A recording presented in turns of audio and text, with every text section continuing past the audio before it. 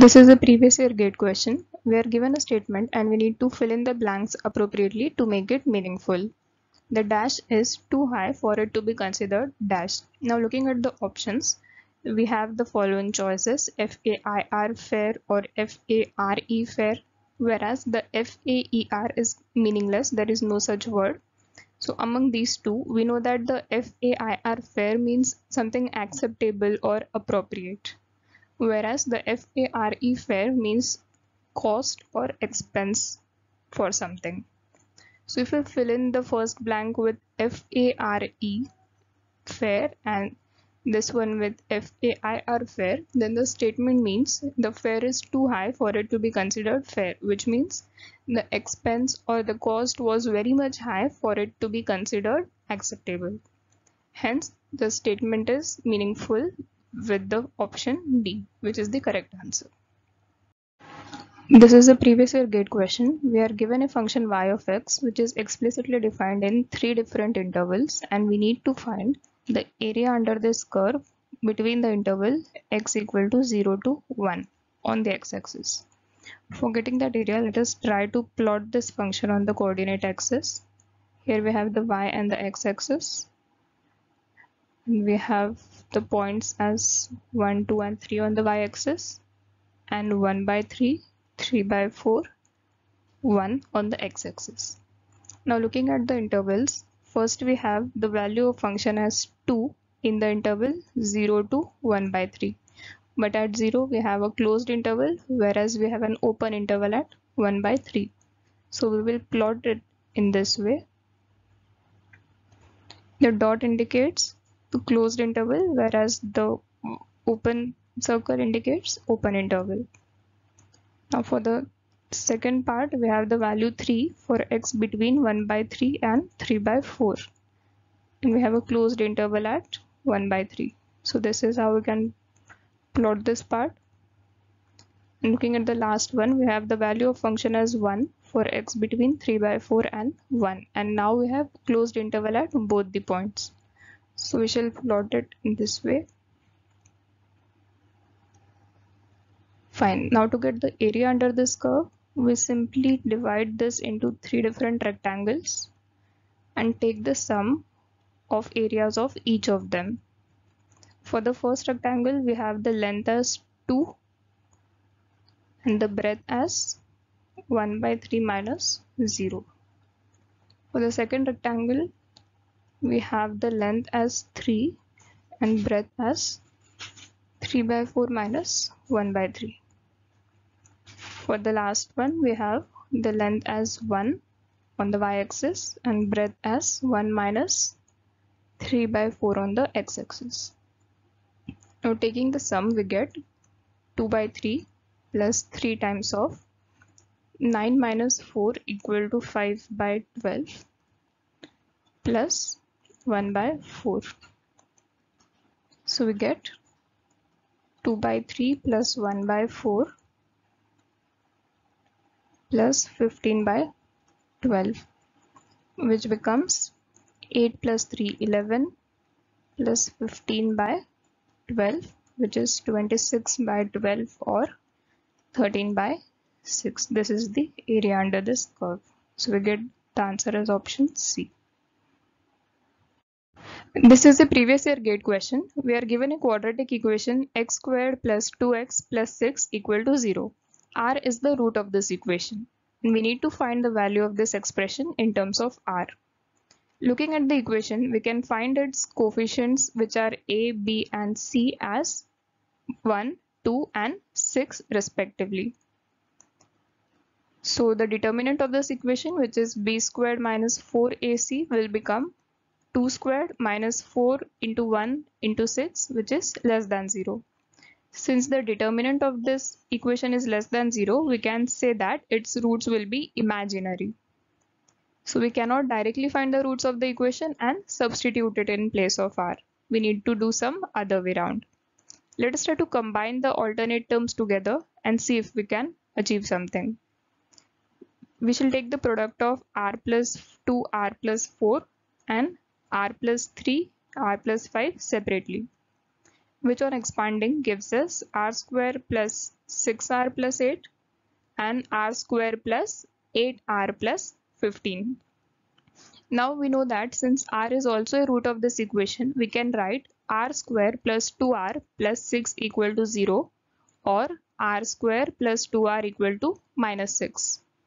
Hence, here we can displace it as r square plus 2r plus 4r plus 8 and r square plus 2r plus 6r plus 15.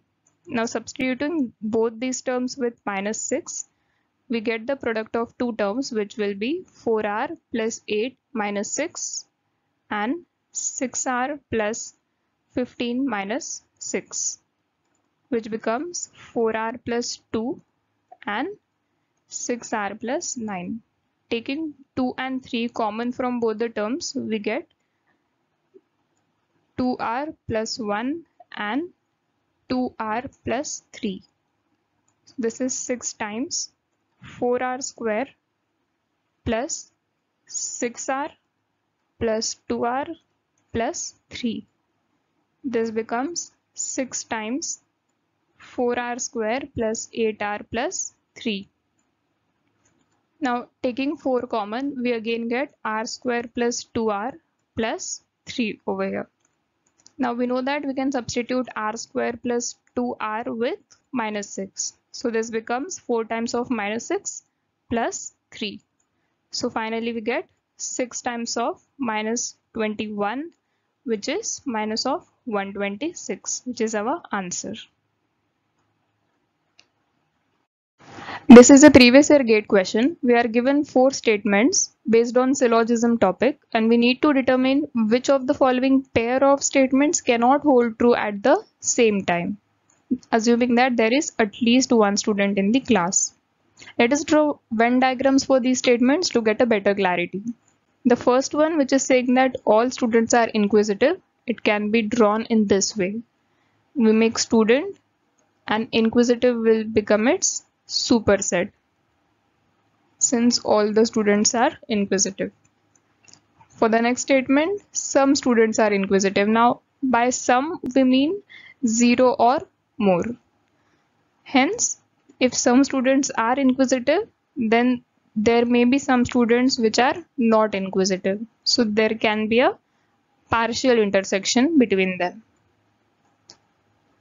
If sum becomes 0, means if there is no student who is inquisitive, then this area will become 0. These two will become two disjoint sets. For statement 3, no student is inquisitive, which means here we clearly have two disjoint sets and there is no intersection between the two. This is how we can make the diagram. For the last one, some students are not inquisitive. Again, by some we mean 0 or more. If some students are not inquisitive, then the remaining ones may or may not be. Hence, we again can have a partial intersection between the two. Okay, now looking at the options, first we have statement 1 and statement 3. The statement 1 was saying all the students are inquisitive, while the third one is saying that no student is inquisitive. So there is clearly no intersection between them. They cannot hold true simultaneously. So this option will be correct. Let us also have a look at other options. This one is saying 1 and 2. Here all the students are inquisitive and here only some of them are. So if sum becomes all, then the two diagrams will become similar. Both of them will simultaneously be holding true. Similarly, for the statement 2 and 4, we definitely have the same Venn diagram, so they can hold true at the same time. For statements 3 and 4, if here the value of sum becomes 0, then these two will again become the disjoint sets and the two statements will hold together. Hence, only the pair 1 and 3 cannot exist together, and that is our answer. This is a previous year GATE question. It talks about a game of words in which we need to determine which of the given options along with the two plates A and D can form a valid 5-letter palindrome. Now, one thing we need to understand is that for forming a valid palindrome using a set of letters, what we need to ensure is that we can have at most one character having odd frequency. We can have either 0 or one character with odd frequency, rest all of them need to have an even frequency. Then only all of them put together can form a valid palindrome. Now, keeping this in mind, let us look at all the options and find out which of the combinations can form a valid palindrome. We also need to keep in mind that the plates can be rotated in their plane so that the letters this can form D, this is A, and R, this is E, and accordingly we can proceed. So option A gives us A and D, which we already have. Along with that, the additional plates are D, D, and J. Here we have A, D, and J all with odd frequency, so this cannot form a palindrome at all. So we eliminate this option. Now looking at option B, we have A, D, and the three plates existing forming R, A, and R. Here A having even frequency, D is having odd frequency, R is having even frequency. So yes, here we can form a palindrome such as R, A, D, A, R. So this is the correct option. Let us also explore the remaining options. With C, we can form A, D, Z, E, and D. Except D, A, Z, and E all are having odd frequency, so cannot form a palindrome with them. Last option gives us A, D, I, L, and Y. All of them have odd frequency, so any permutation of them put together can never form a valid palindrome. So again we eliminate this option. So the correct option which remains is B. This is a previous year GATE question. We are given a paragraph and based upon that we need to determine which is the logical inference based on the information of the passage. It says that some people believe that what gets measured improves, while some other believe that what gets measured gets gamed. So here we see two different sets of mentality. In case one, people believe that if something gets measured, then that improves. While another set of mentality is saying that if we use the metrics, if we measure something, then we get gamed or the performance instead degrades. Now it further says that one possible reason for the difference in the beliefs is the work culture in organizations. In the organizations with good work culture, metrics improve the outcomes. So case 1 belongs to good work cultured organizations, because if we have a good work culture and we measure how are we progressing, then in turn it will improve our results. However, the same metrics are counterproductive in organizations with poor work culture. So they belong to the second category. There, if we measure how are we doing, then it will make us demotivated and instead harm our performance. So now based upon this information, let us look at the options. Option A says that metrics are useful in organizations with poor work culture. No, it is false. They are harmful in such organizations. Metrics are useful in organizations with good work culture. Yes, option B is true. Metrics are always counterproductive in organizations with good work culture. No, the metrics are productive in such organizations. Metrics are never useful in organizations with good work culture. Again, the statement is incorrect because metrics are useful in organizations having a good work culture. So only correct option is B. This is a previous year GATE question. They are saying that in a recently conducted national entrance test, boys constituted 65% of the candidates while girls constituted of the remaining candidates. So assuming that in total 100 candidates appeared for this test, there will be 65 boy candidates while 35 will be the girl candidates. Now they are saying that the girl candidates accounted for 60% of the qualified candidates. So among 100, if we assume that X candidates qualified the test where X can be any value less than or equal to 100, then among those X candidates, 60% will be girl candidates while 40% will be the boys candidates. Now, given these four statements, we need to identify which of them can be correct based on the given scenario. Equal number of boys and girls qualified? No, this is false because among the qualified candidates, 60% are girls.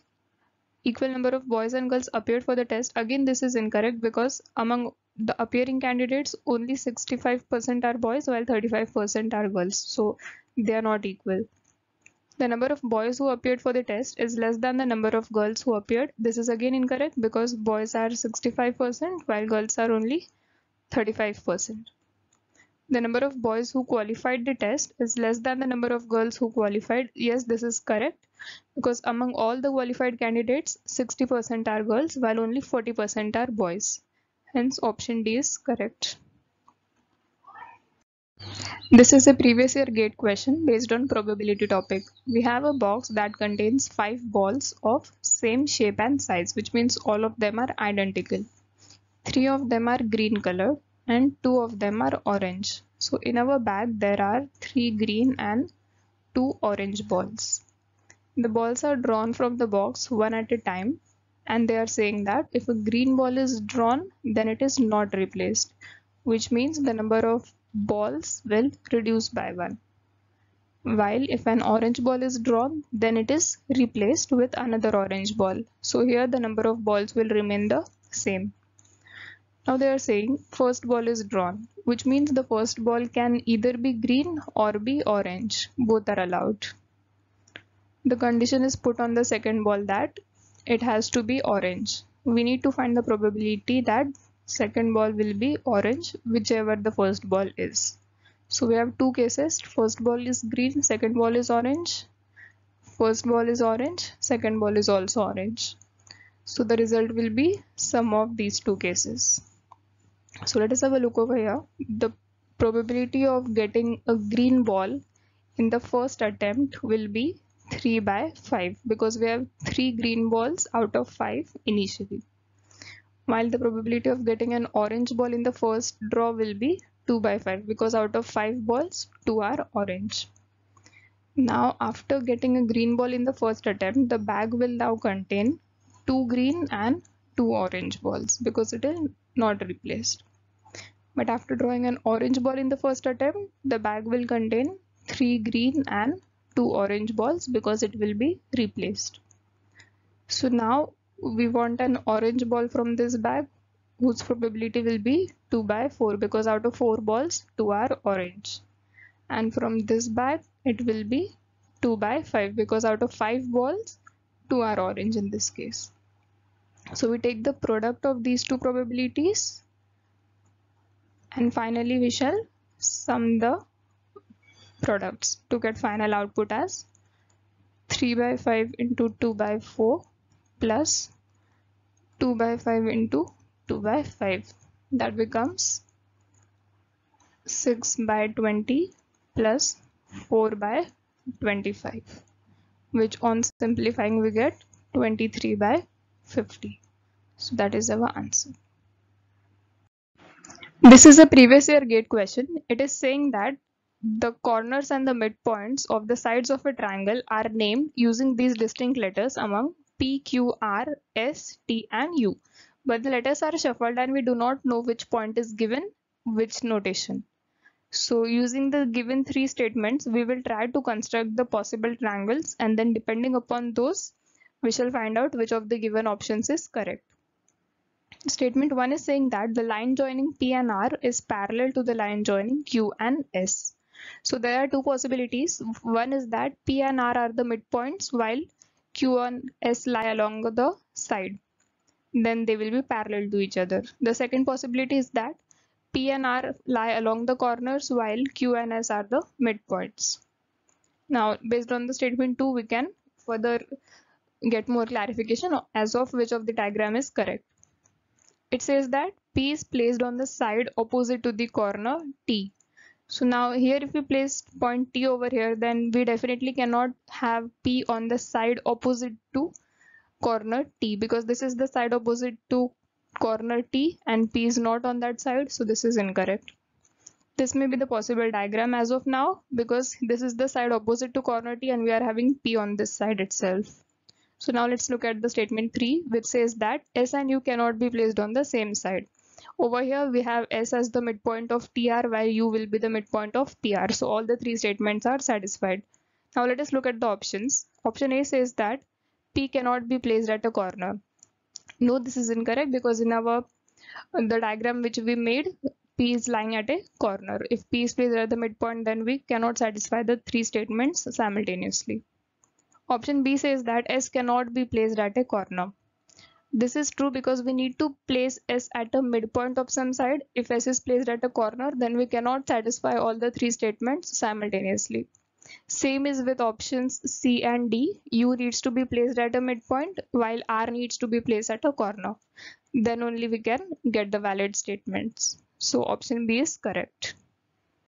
This is a previous year GATE question. We are given a plot of land depicted by this image which is to be divided among 4 families with the given constraints such that the partitions which we shall form need to be similar in shape but not necessarily equal in area. We need to find what will be the least number of additional ropes required to achieve this task. The two ropes R1 and R2 are already given and we need to add similar ropes, the least number of such ropes to make this partition possible. Now coming up with some combinations, we can have a solution such that if we place two such ropes over here adjoining R1 and R2, then we get these two smaller portions, let us call them A and B. Both of them are same in shape as well as size. But now the remaining plot of land is to be divided among 2 more families such that all the 4 resulting parts will be same in the shape. So if we place the third rope over here like this, joining these two plots, now calling these two divisions as C and D, we can observe that all the 4 of them are now same in shape, but the pair A and B is same in size as well, while C and D is same in area or size as well. So this is one valid combination in which we took 3 extra ropes R3, R4 and R5 and made such a division possible with the given constraints. So 3 is the correct answer. With 3 additional ropes, we can make the given division possible. This is an algorithms question based upon asymptotic notations. We need to identify the correct statements, and there is a comparison between two types of functions, f of n squared and f of n the whole squared, where it can be a polynomial or an exponential type of function. Let us take each of them one by one and verify. First, let us take f of n to be e raised to x, a polynomial exponential function. For that, we shall have f of n squared equal to e raised to x squared. And f of n the whole squared will be e raised to x the whole squared equal to e raised to 2x. And now let us take some large value of x, let us say 10 raised to 8. For that, this will become e raised to 10 raised to 8 squared, means 10 raised to 16. And this will simply become e raised to 2 times of 10 raised to 8. So we can see that for larger values of x, this is asymptotically larger, or we can say f of n squared is asymptotically larger than f of n the whole squared, or there is an omega relationship between them. Now let us verify for polynomial type of functions. Let f of n be x cube, any polynomial. For that, we shall have f of n squared as x cube squared equal to x raised to 6. Similarly, f of n the whole squared will also be x cube squared in this case, which is x power 6. So for any value of x, we have f of n squared always equal to f of n the whole squared. Hence, we can say that there is a theta relationship between them in this particular case. So now looking at the options, theta relationship for polynomial functions, yes, it is correct. Option C, they have given a big O relationship for a exponential function. This is incorrect. We got an omega. Now for options B and D, they have not specified what kind of function f of n actually is. So we cannot commit whether it is a little o or an omega. It totally depends upon if f of n is an exponential or a polynomial type of function. So these two are incorrect. The only correct option we got in this case is A.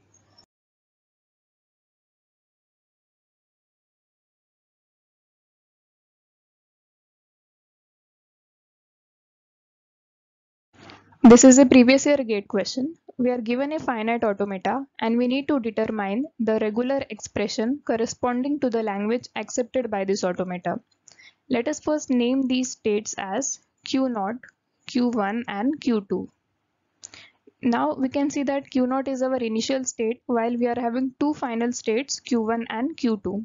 How can we reach the final state Q1 from the initial state Q0? By following this particular path which give us an expression A, B star. Similarly, how can we reach the state Q2 from initial state? By following this particular path which is giving us the expression B, A star. But now since we are having an arrow back to the state Q0, we can loop any number of times over here, and we can simultaneously do the same on the lower path as well. So that would give us a loop over state Q0 which will be A, B star, B, or we can also have this lower one which is B, A star, A. So we can loop over this path any number of times, and then to reach the final states we are having these two options. Hence we get the final regular expression as A, B star, B plus B, A star, A the whole star upon the state Q0, and then from Q0 we can reach the final states using either A, B star or B, A star. Hence this is our final regular expression corresponding to the language accepted by this automata. So language option D is correct. This is a compiler design question based upon parsers. We need to identify the correct statement. Option A says that if CLR1 parser does not have an RR conflict, then even LALR1 parser will not have an RR conflict. Let us verify using an example. We have two states over here, two reducing moves. Here we have look ahead as A, B derives beta reducing move, look ahead as B. Here we have same with different look ahead, B derives beta reducing move, look ahead as A. Now these two states are allowed in a CLR1 parser, but they will be merged together in an LALR1 parser, forming A derives alpha reducing move with both the look aheads A and B. Similarly for B we will have beta and the look aheads both A and B together. So as we can see in this particular merged state we have an RR conflict. So even if there is no RR conflict in CLR1 parser, but there might emerge one in LALR1 parser due to merger of states, especially when we have different look aheads. So the statement is incorrect. Now this says that symbol table is accessed only during lexical analysis phase. It is incorrect because it is accessed in all the phases of a compiler. Lexical analysis, symbol, semantic or ICG, all of them require the use of symbol table. So that's incorrect. Data flow analysis is necessary for runtime memory management. Actually, data flow analysis is performed in code optimization phase using control flow graphs. So there is not necessarily any relationship between these two. We can say that these two are interdependent, and the statement is incorrect. Now the last one says that LR1 parsing is sufficient for DCFL. Yes, if any language grammar is parsable by an LR1 parser, then we can say that it will definitely be DCFL. So this parser is sufficient to determine if a language is DCFL or not. Hence the only correct option we have is D. This is a DBMS question based on normalization. We need to determine the correct statements from these. It talks about BCNF. So first let us have a look at the formal definition of BCNF form. In any dependency like X derives Y, if X is the super key, then we can say that this relation is in BCNF. Now looking at the options, a relation with only two attributes is in BCNF. Let's take an example, relation R with A and B as the attributes. Here we can have different cases like A is the candidate key, B is the key, AB put together is the key. Now for all of these cases, here we'll have dependencies like A derives something or AB derives something. Since A is the candidate key, here it is the super key. Again this is the super key, so it follows the formal definition. Similarly here we shall have B derives something or AB derives something. Again B is a super key, AB is a super key, so that follows. Same goes for AB as well. So we can say that yes, in all the relations with two attributes, they are in BCNF. Now here all attributes of a relation are prime attributes, then it is in BCNF. Let's take an example, relation R with attributes A, B and C, and the FDs AB derives C, C derives A. Here we can find out the candidate keys as AB, BC, AC, and we can see that since these three are the keys, all of them A, B and C are prime attributes. So in this relation, all the attributes are prime. But going by the formal definition, we can see that here AB is a super key, yes, it follows. But here C is just a prime attribute, it is not a super key. So this fails the formal definition. So in a relationship where all the attributes are prime, it need not be in BCNF. This is false.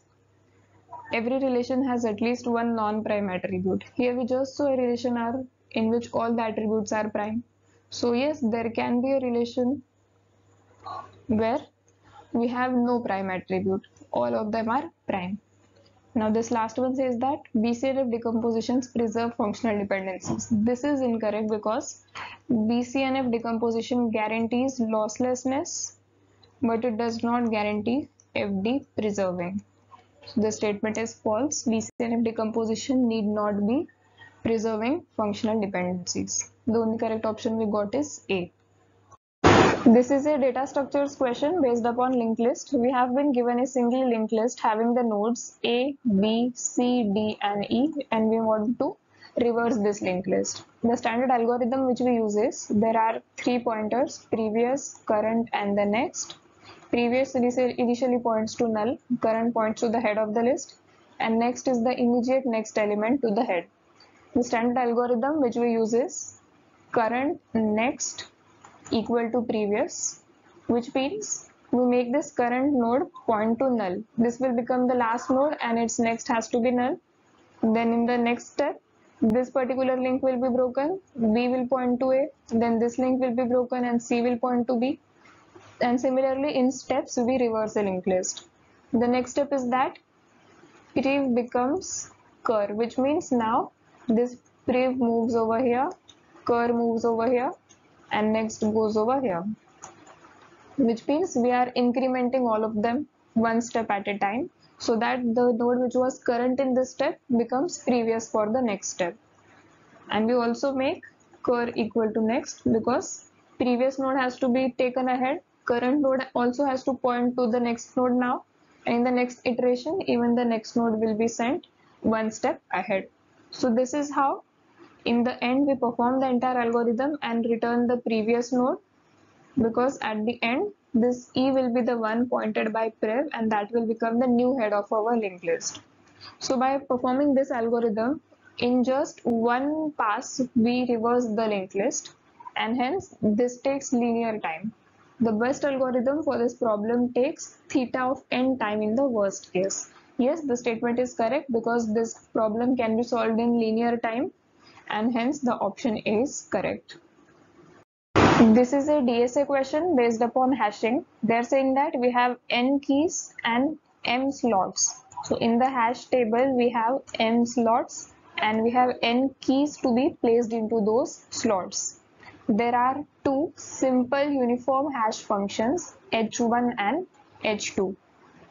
Further, suppose our hashing scheme uses h1 for the odd keys and h2 for the even keys. What is the expected number of keys in any particular slot? Now, by saying simple uniform hash functions, they simply convey that we are using a simple hashing technique in which every key has an equal probability of landing into any of these m slots, or we can put it as any of these m slots is equally likely to be substituted by any of these n keys, because we are not using any hashing techniques such as open addressing, chaining or quadratic probing, nothing like that. It is a simple uniform hash function, so every key will have an equal probability of landing into any of these m slots. Hence, expected number of keys in any of these slots will be total number of keys, which is n, upon total number of available slots, which is m. So the expectation in this question will be n by m, which is option B. This is a COA question based upon modes of data transfer. We have been given 4 options, and among these we need to identify which of these modes facilitate the transfer of bulk data as well as provides the highest throughput. Let us have a look at them one by one. The DMA, or the direct memory access mode, is used for the transfer of bulk data from IO devices to the main memory and without any involvement of the CPU. So thus it helps in the effective utilization of CPU time. Hence it is fast as well. The interrupt-driven IO transfer is a mode by which an IO device itself informs the processor that it is ready to transfer using interrupts. While in the polling-based IO transfer mode, the processor wastes a lot of CPU cycles by repeatedly checking all the IO devices if it is ready to transfer, if it needs any attention or not. So it has a lot of wastage and hence low throughput. The programmed IO transfer mode is very similar to the DMA based mode, but it is slower than that. So among these four, we found the DMA based IO transfer mode to be the one which is facilitating both the bulk data as well as having the highest throughput. So that is the answer for this question. This is a previous year gate question. We are given two registers R1 and R2, which are the 4-bit registers, and storing the numbers in 2's complement form. So we need to perform an operation R1 and R2 where they are holding the options given, and we need to find out which of them generates an arithmetic overflow upon addition. So we know that there are two particular conditions that lead to arithmetic overflow. First one being that both the numbers being added must be having the same sign. Either both of them must be positive or both of them must be negative. And the second important condition is that, let us say the two bits being added are A3, A2, A1 and A0. This is the first number stored in register R1, and the second number B3, B2, B1 and B0 stored in the register R2. Now let us say the carries which are generated at all the steps when we perform the bit by bit addition are C0, C1, C2, C3 and C4, which is the final carry. C0 will definitely be 0 because the input carry initially will be 0. So for this last step, when we add the two MSBs, the carry which is going in is called C3 carry in, and the C4 which is the carry coming out of it is called C out. So when C in is not equal to C out, which means carry in and carry out are different, then that also leads to an arithmetic overflow. So these two conditions put together can cause an overflow. When only one of them is satisfied, the overflow may not take place. So now let us verify for all the options one by one. In option A, we have 1011 and 1110. Both are having the same sign, so condition 1 is satisfied. Now checking for the condition 2. Here we generate the sum as 1, 1, 0, 0 and 1 carry. 1, 0, 0 and 1 carry over here. So this is the carry in, and now the carry out generated is also 1. So since carry 1 and carry out both are same, there is no overflow. Now checking the option 2, we have 1, 1, 0, 0 and 1, 0, 1, 0. Again condition 1 is satisfied as both are having the same sign as negative. Now adding the bits, we get 0, 1, 1, and hence the carry in for this last MSB is 0, but the carry coming out of it is 1.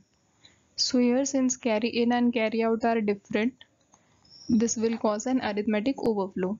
Similarly, we can check for the options C and D and we'll find that only option B is the one that is having an arithmetic overflow in this case. So that is the answer.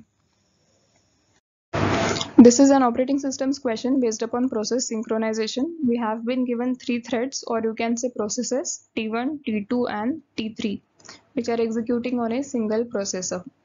They are synchronized using 3 binary semaphores S1, S2 and S3 respectively. They can be acted upon using the standard wait or signal, or you can say P and V operations, and they can be context switched at any point of time. These are those 3 processes they are talking about with their critical sections. We need to determine the initial values of the semaphores S1, S2 and S3, which would enable us to get this particular sequence as the output of these 3 processes. Now let us assume the initial value of all of them to be set as 0. Then we can see if it is possible or we need to change it. This is the first character B which we need as an output. So let's look at the processes now. We can number those lines as 1, 2, 3 and 4 in all the processes. And now in which of these processes can we print a B over here in the process T2? So we try to print that. We get ahead of line 1. Now coming at line 2, we cannot get past of that since the value of S1 we have assumed is 0. So we are stuck over here currently. Let us look at the concurrent execution which might continue. Over here we can also get ahead of line 1, but here we will get stuck since initial value of S3 we have assumed is 0. Looking at here, line 1 of process T3, yes, we can get ahead of that, but again we shall get stuck at line 2 because we have assumed all of them to be 0. So in order to get ahead, we need at least one of them to be set as 1. Now, which one of them should be set as 1? Looking at the output, B is the one which we need to print first. So let us set the value of semaphore S1 to be 1. Then we can wait upon that. Then we can print B and we can raise a signal for S3. After which the line 2 of this process P1 can execute successfully and we can print a C. We can raise a signal for S2, after which this line will be executed successfully in the process T3. So that we can print an A later and we can raise a signal for S1. After which we can again come on process T2 and execute this line and then the cycle continues. So BCA will be printed in the cyclic manner. That is the required output we are having. And hence the values of the semaphores S1, S2 and S3 we use this 1, 0 and 0. That would enable us to print the given output out of this. So the answer is C. This is an engineering mathematics question based on matrices. We have been given 4 matrices A, B, C and D with the given orders. We can observe that since A and B both are having a common dimension as n, the resultant matrix after multiplying them, AB, will be an m cross n matrix. Similarly, BA, here m will be the common dimension and hence they will result into an n cross n matrix. Same goes for C and D. Both the products CD and DC will result into n cross n matrix. So all of them are compatible with each other for matrix multiplication and we can find out the trace of those resultant matrices. But let us first understand what the trace of a matrix is. It can be defined as sum of all the diagonal elements of a matrix. This is the principal diagonal for a matrix and we take the sum of all the elements in this, such as sigma of Aij, where I equal to j going from 0 to n, where n cross n is the dimension for that matrix. Or we can also say that trace of a matrix is sum of all of its eigenvalues. Now since all these matrices are compatible for multiplication with each other, the trace of AB will be same as trace of BA because they will have the same sum of all their eigenvalues. Hence, same applies for the matrices C and D as well. So the trace of AB will be same as that of BA and the trace of CD will be same as that of DC. Hence, both the given statements are correct. The option we have is C as the correct answer. This is a previous year GATE question. We are given a C code and we need to find the output printed by this particular code. Let us have a look at all the statements one by one. In the first line, we are declaring an integer x initialized by value 1 and an integer array z of size 2 having the values 10 and 11. In the very next line, we are initializing a null integer pointer p and then later on we make it point to the variable x, which means p is now storing the address of the variable x. Now we make star of p equal to 10, which means we are accessing the value stored at the address pointed out by p and we are modifying its value to 10, which means this 1 is changed into 10 and now the value of the variable x has become 10. Now we are making p point to the first index of array z. So this link is now broken and p now is pointing to the first index of array z, which means the value where 11 is currently stored. Now we are accessing the value at index 1, which means the starting index of Z plus 1, or the location where 11 is currently stored. We are accessing the value stored at that particular location and we are incrementing that value by 3. So this 11 is now changed to 11 plus 3, which is 14. So now the final value stored in Z, stored in the array Z is 10 and 14, while the final value at variable x is 10. So we print these three values respectively to get 10, 10 and 14, which corresponds to option D. That is the correct answer. This is a computer networking question. A network diagram has been given to us for an enterprise network, and they're saying that it has two Ethernet segments. Let us call them segment 1 and segment 2. There is a web server over here and a firewall connected to the internet. And on the other side, internally it is connected to three routers. Let us call them router 1, router 2 and router 3 respectively. We want to find out the number of subnets in this enterprise network. So basically subnets are created using a router. We know that it creates the logical division of a network based upon the IP addresses.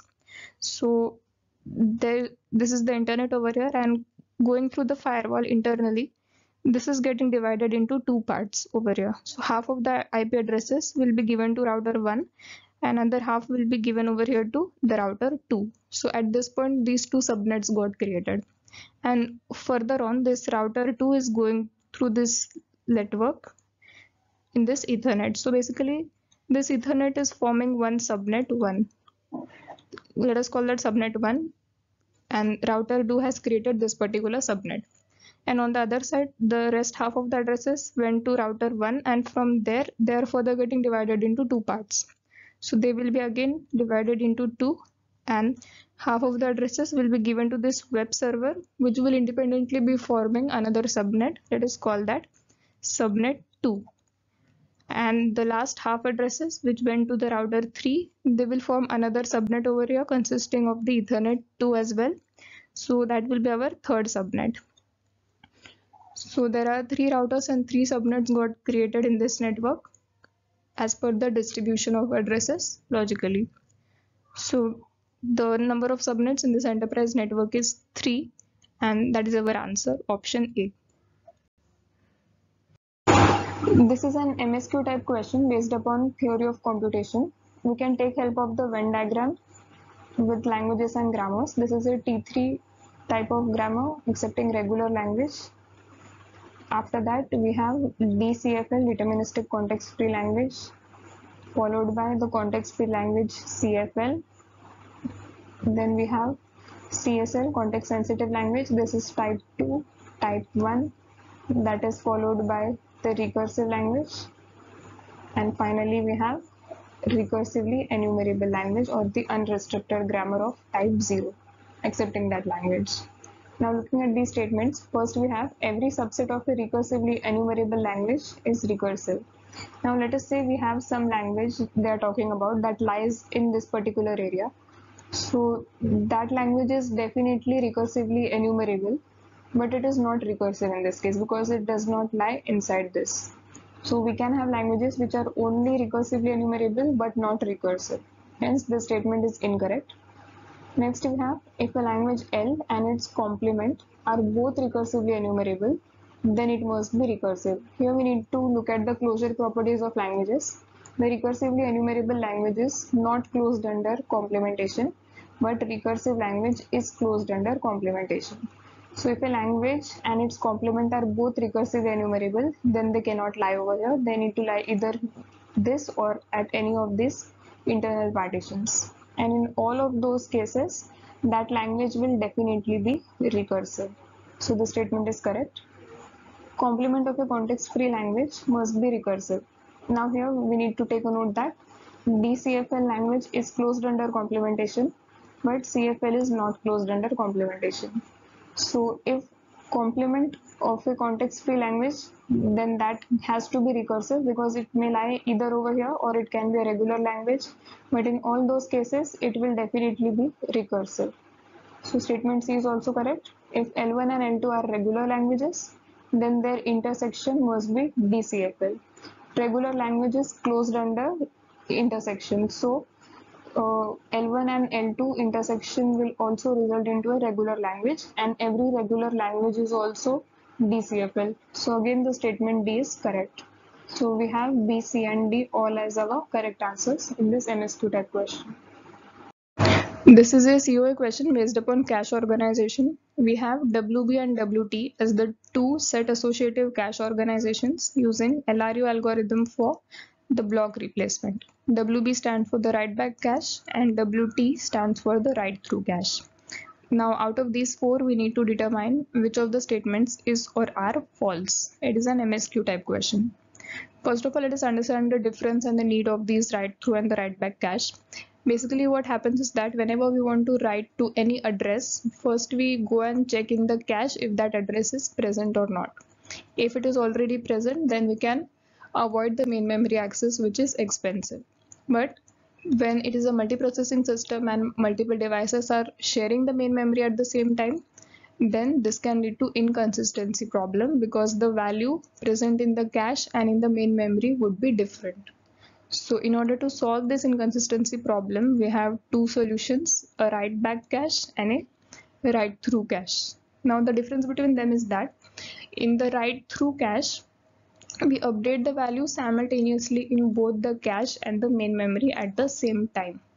Whereas in the write back cache, first we update the cache and then at a later stage we update the main memory. So now based upon this, let us look at the options. Each cache block in the write back cache and the write through cache has a dirty bit. This statement is false because in the write through cache we were updating both of them at the same time, so there is no dirty bit over here. It is only present in the write back cache. So this statement is actually false and that will be a part of our answer. Every write hit in a write back cache leads to a data transfer from cache to main memory.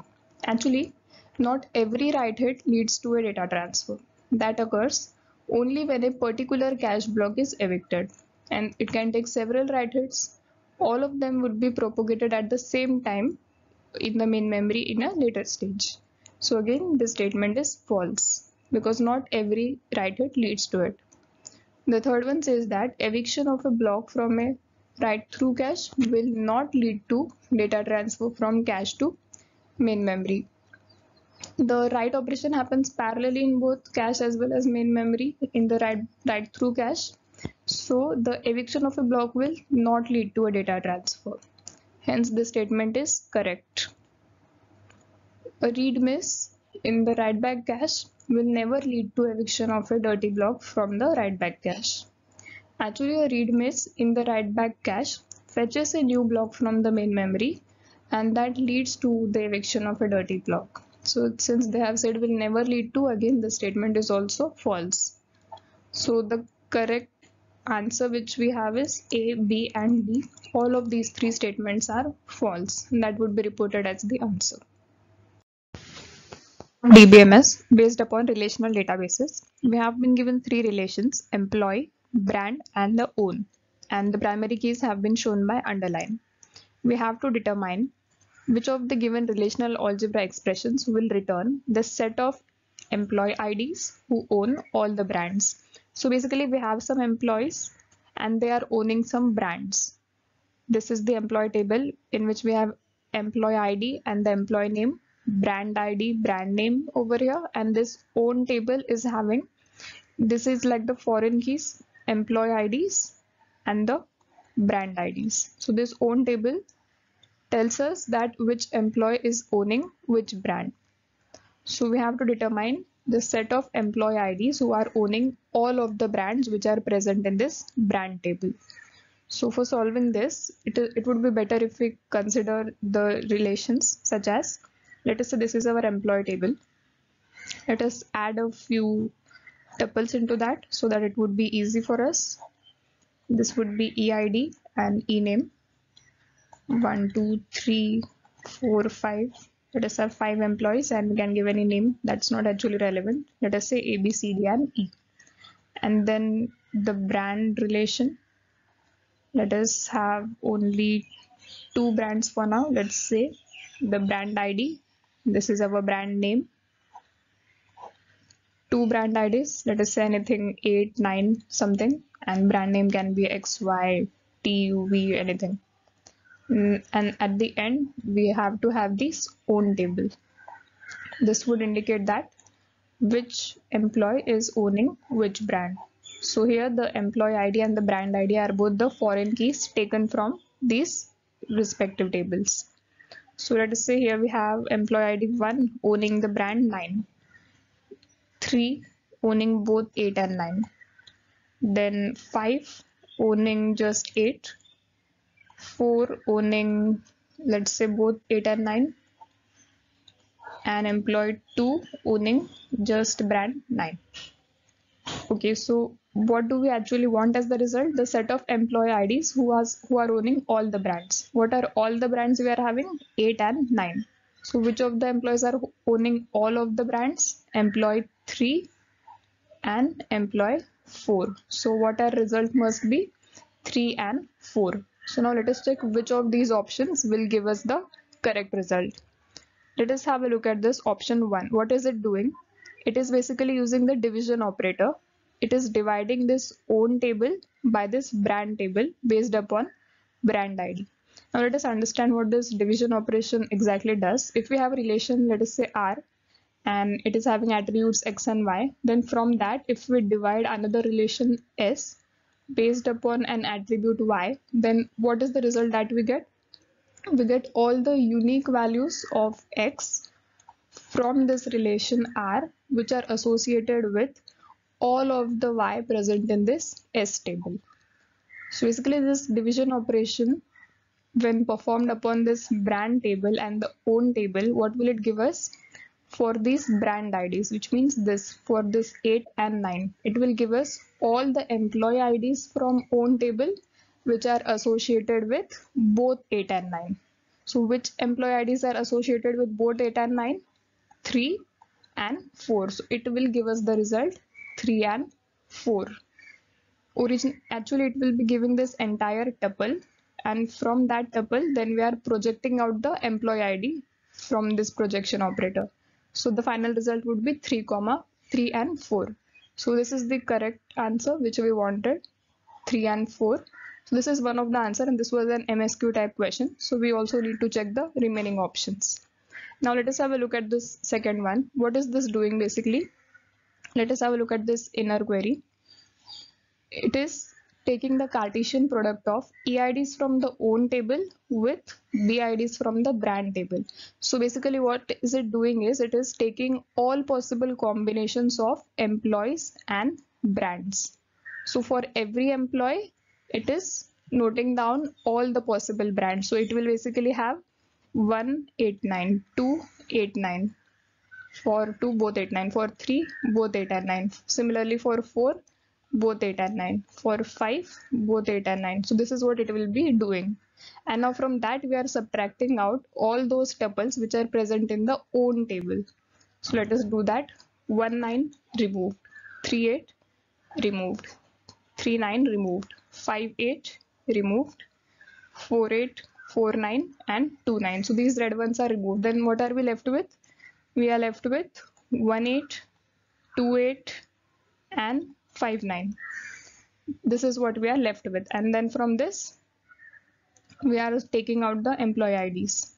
So these are the tuples from which we will be taking out the employee IDs. So 1, 2 and 5 will be left out, and now they are subtracting these 1, 2 and 5 from all the employee IDs in the own table. What were the employee IDs in the own table? All of them, 1, 2, 3, 4, 5. From that, from the entire set of employee IDs, we are subtracting out 1, 2 and 5, which means what this relational algebra basically doing is, it is finding out those employees which do not own all the brands. And when we will subtract such employees from the entire set, we will be left with those employees who own all the brands. So this is also a correct query. Then after that, coming to the third one, what this one is doing is, again the division operation is being performed, but this time on both the sides we are having the same own table. At this side we are having both attributes EID and BID under consideration, while on this side we only have the brand ID under consideration. So when this particular algebra is tried upon the same example which we are considering, it will actually give the same result. You can try for yourself. But if we take own table, something like this, let us say we have employee ID and brand ID. Now in this, let us say we have 1, 2, 3 employees, and all of them are having just the brand 8 and none of them is owning brand 9. So basically for this case, our answer will be null. There is no employee who is owning all the brands. Now for this own table, let us say what is the result of the third option. It is dividing the both own tables based upon BID. So for this example, what will this division operation return? It will return those tuples in which all the brand IDs are associated. Basically, 8. We are only having 8 as the brand ID in this own table. So, after performing this division operation, it will return us 1, 2, and 3, all of them, because all 3 of them are associated with 8. And when we will take out employee ID from that, we will be left with 1, 2, and 3, which is the incorrect answer, because for this case, we would have no employee owning all the brands. So the result should be null actually, but this is giving us 1, 2, 3. So what it is actually doing is, it is returning us those employees which are owning all the brands given in this own table. But we want them to own all the brands given in the brand table. So this is incorrect. Now coming to the last one, what this is doing is, it is projecting out employee IDs from own table and projecting out brand IDs from own table. So basically it is also doing the same Cartesian product like thing, associating all the employees with all the brands, but only those which were present in the own table. So basically it will have something like 1, 9, then 3, 8, 3, 9, they will remain the same. After that, 1, 8 would also be created, 5, 8, 5, 9 will be created, 2, 8, 2, 9. So entire Cartesian product would be created, and then that is being divided with the brand IDs from brand table. So what this will give us is, what are the brand IDs present in brand table? 8 and 9. So this will give us all those employees which are associated with both 8 and 9. But because we have taken the Cartesian product, it will return all of them, 1, 2, 3, 4, and 5, because now in this particular table, all of them are associated with both 8 and 9. Then when we take out EIDs from that, result would be 1, 2, 3, 4, and 5, which is also incorrect. So option D is also rejected, and the correct answer is just A and B. This question, based upon deadlock, we need to identify which of the given statements are correct. First one says that circular weight is a necessary condition for the formation of deadlock. There are 4 necessary conditions for deadlock. First one is mutual exclusion. Then we have hold and wait. Third one is circular weight, which is given in the option. And the last one is no preemption.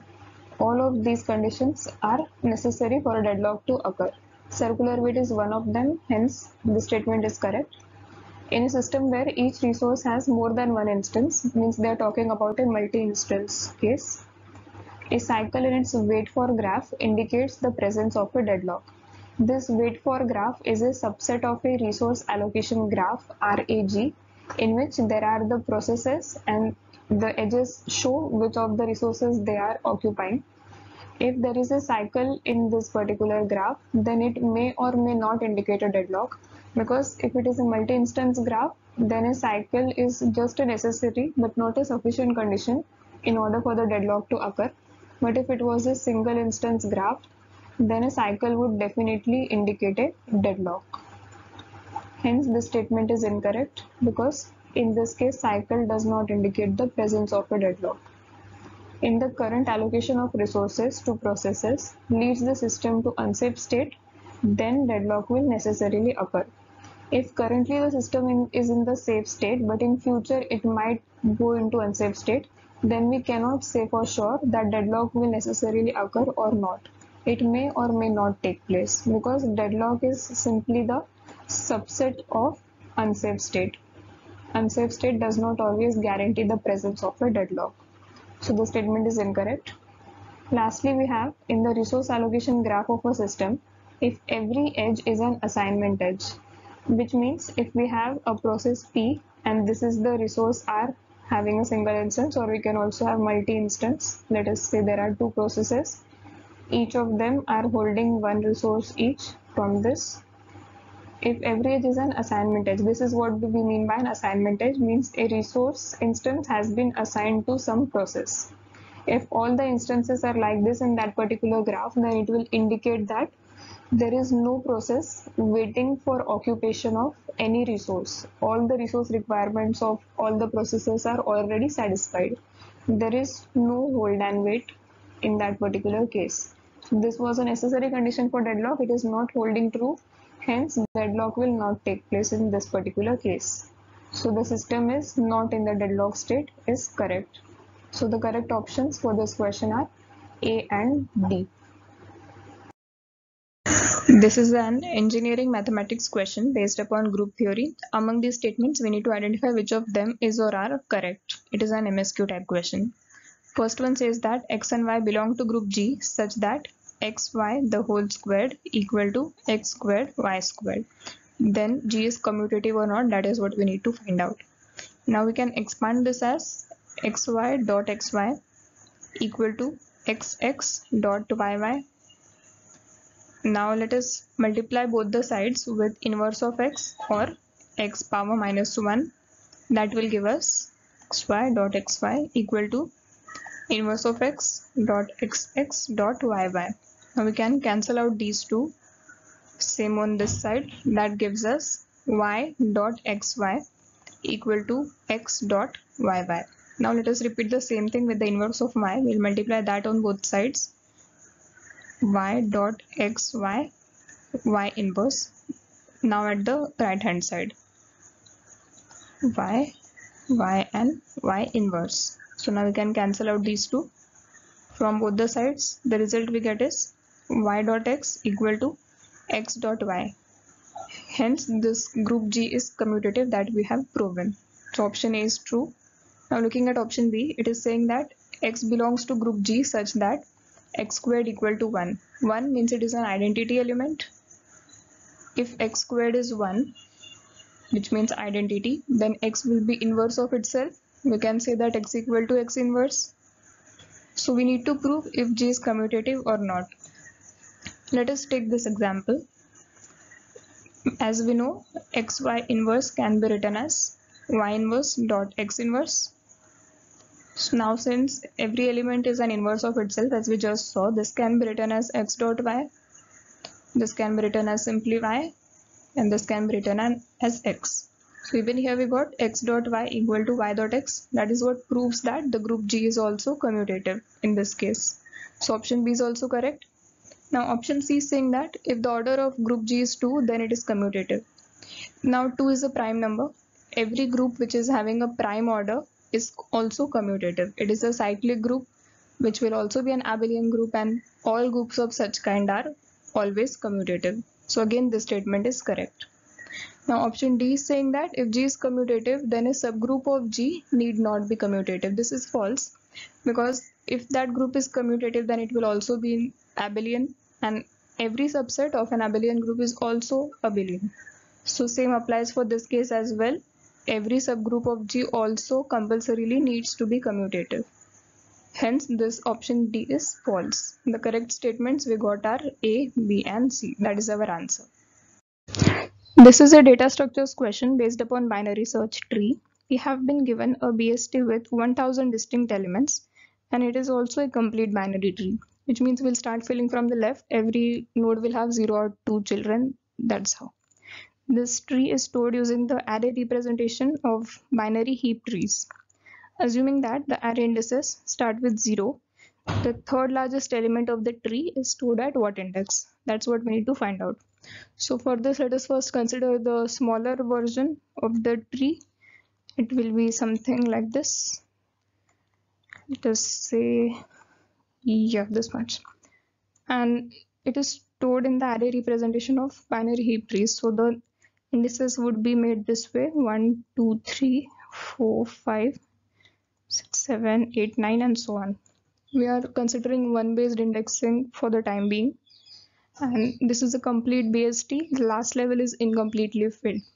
We use the level wise traversal of this tree for putting the indices. Now, if this is also a BST, then where will the largest element be stored in this tree? The index 7 will be having the maximum value, because that is how the rightmost traversal, that is the last node in that side, so it will be having the maximum value, that is our first maximum element. And where would the second maximum be located? That will be in this its parent node, which is index 3, because 7 is maximum than 3 and all others will be lesser than 3. So this is our second maximum. And what about the third maximum? That would be the left child of 3, because 3 is the second maximum, 6 is the only node which is lesser than 3 in this case, and all others are smaller. So this is our third maximum. And if the last level were full, then definitely whichever was the last node in this tree would have been the first maximum. And what about second and third maximum? Let us consider another tree. In this particular tree, this is our first maximum, this would be the second maximum, and its left child would be the third maximum. The same thing is taking place over here. Just because the last level is incompletely filled, we are looking at the upper levels. Now when we transform this into our example, we are having 1000 distinct elements. So the tree would be something like this. Last level will also be incompletely filled in this tree, just because the number of nodes is 1000. For a complete binary tree, the number of nodes has to be a power of 2 minus 1, which is not there in this case. So last level is incomplete. And how many levels will be there in this tree? Let us consider this to be level 0, level 1, level 2. And as we can see in the level 0, index is 2 power 0. Starting index, here it is 2 power 1. Here it is, in this is level 3, so 2 power 3, 8. So in our tree, level 0, level 1, we are having it up to 1000. So in level 8, the index will start from 2 power 8, that is 256. In level 9, the index will start from 512 and go up to 1000. That will be the last level. So in this particular tree, where will be the first maximum be located? That would be in this particular position. This is our first maximum, the rightmost node. And as we just saw in our example, second maximum would be its parent, and third maximum would be its left sibling. So we got the first, second, and third maximum. Now we want to find out their indices. Now this first node is the rightmost node in 8th level, which is starting from the index 256, and just next level is starting with index 512. Hence the index of first maximum node will be 511, and its left child will be having the index 510, so its left sibling. But because the indexes are starting from 0 as per given in the question, we'll be reporting 509 in place of 510. Hence the correct answer would be 509. This is a compiler design question. We have been given an augmented grammar consisting of the following set of terminals. These are the production rules for the grammar, and they have described that I0 is a set of 2 LR0 items given over here, and we need to find the goto closure for the set I0 for the symbol plus the terminal. So basically they are trying to say that this is the set I0 having the LR0 items as S dash derives S dot and S derives S dot plus R. For the symbol plus, it will transit into another set, let us say I1, and the items in this particular set would be the transitions which we'll be looking through the augmented grammar. On symbol plus, this S will go into S derives S plus dot R. Now since we got dot R over here, we'll need to include all the production rules for R. So that would become R derives dot R star P and dot P. Now again we have dot R, so we need not include that once again, but for this dot P we'll include the production rules corresponding to P. So we'll be including P derives dot bracket S and dot ID. Now both these, the bracket symbol and the ID, they are the terminal ones, so for them there are no production rules to be included.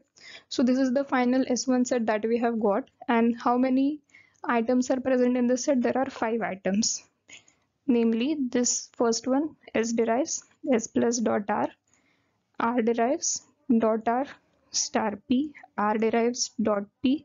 Both of them will be counted separately. Similarly for P derives dot S and P derives dot ID. So in total there are 5 items in this particular set of LR0 items I1. So the correct answer would be 5 items. This is a previous year gate question. We are given an undirected graph of 10 vertices and it is said that the graph is disconnected, which means we will have at least 2 components in this graph. Not all the vertices can be connected to each other with an edge. Now in this graph we need to determine the maximum number of edges it can have. So now if we need to keep this graph disconnected and still have the maximum number of edges, the one thing we can do is we can keep one particular node in isolation, and with the remaining 9 nodes we will try to achieve the maximum number of edges which are possible. So now with these 9 nodes we will form one single component which will be a maximally connected component, and this one node will be kept in isolation so that the graph stays disconnected. So now with these 9 vertices, what is the maximum number of edges we can have between them? That will be 9C2, because we can pick up any 2 vertices, let us say A and B at a time, and for every such pair we shall add a edge between them. So the number of ways to pick up a pair from these 9 vertices will be 9C2, and that will be the number of edges we will have, which is 9 into 8 by 2, which is 36. So that will be the answer for this case. This is a previous year gate question. We are given a relation R with these attributes and the functional dependencies. We need to find the number of super keys for this relation. We know that a super key is a superset of a candidate key. So first we find all the candidate keys for this relation, which will be a combination of attributes that can derive all the attributes present in that relation. From the dependencies, we can see that the attributes C, D and E can be derived from some combination, but A and D cannot be derived. Hence, both A and B will definitely be present in our candidate key. So we can check for A, B and some other combinations with AB, such as ABC, ABDE, etc. to find our candidate key. Let us start with the smallest one, which is AB.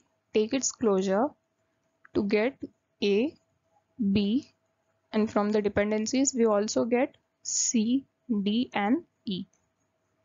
Since we got all the 5 attributes in the closure of AB, we can say that yes, AB is our candidate key.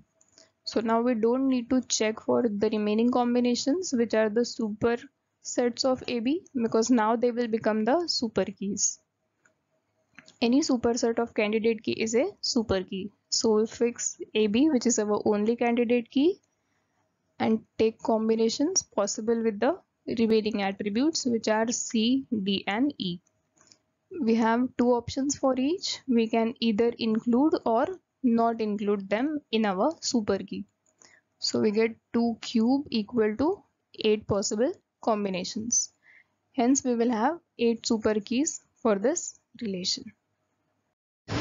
This is a numerical answer type question from the combinatorics topic. We have to determine the number of arrangements for 6 identical balls to be placed in 3 identical bins. Both of them are identical. So for this case, we basically need to find out the number of ways in which we can write 6 as a sum of 3 numbers, and those 3 numbers would be representing the number of balls placed in each of the 3 bins, and all of them are identical, so the order does not matter. And the minimum number of balls we can place in a bin is 0 because it is not specified otherwise. So let us take this 6 and find out all the different ways we can write it as a sum of 3 numbers. So let us start with 6, 0, 0. Then we can have 5, 1, 0. We will not write 5, 0, 1 because order does not matter. Then we can have 4, 1, 1, 4, 0, 2. Other than that, we can have 3, 3, 0, 3, 2, 1. 3, 1, 2, 3, 0, 3, they will not come because of the order. Next we can have 2 each. And now we don't have any other option because if we make this 1, then again the same combinations will start repeating. So in total we got 1, 2, 3, 4, 5, 6 and 7 possible options in which we can write 6 as a sum of 3 numbers. And the same will be the number of ways for this given arrangement. Hence the correct answer is 7. This is a previous year GATE question. They have given us a cache memory in 2 different scenarios. In case 1, the hit rate for this cache is 0.8 and the access latency is 10 nanoseconds. So we take C equal to 10 nanoseconds. The miss penalty denoted as MP equal to 100 nanoseconds. Now since they have not talked anything about the main memory access time in this case, we take the average access time to be hit rate into cache access time plus miss rate, which is 1 minus h, that into cache access time plus the miss penalty, which becomes 0.8 into 10 plus 1 minus h, which is the miss rate, equal to 0.2 into 10 plus 100, which is the cache access time plus miss penalty in case of failure. So this gives us 8 plus 0.2 into 110, which is 8 plus 22 equals to 30 nanoseconds. So this is the average memory access time, which will be the same time t required in the case 2. Here we have t equal to 30. The hit rate is what we need to calculate. The cache access time has been increased from 10 to 15 nanoseconds and the miss penalty still remains the same, which is 100.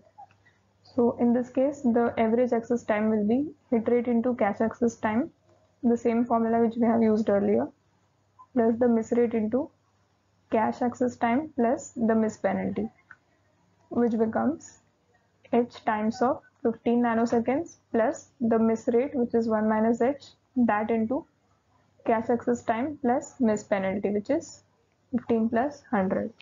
So we get 15h plus 115 minus 115h, and this should be equal to t, which is 30 nanoseconds.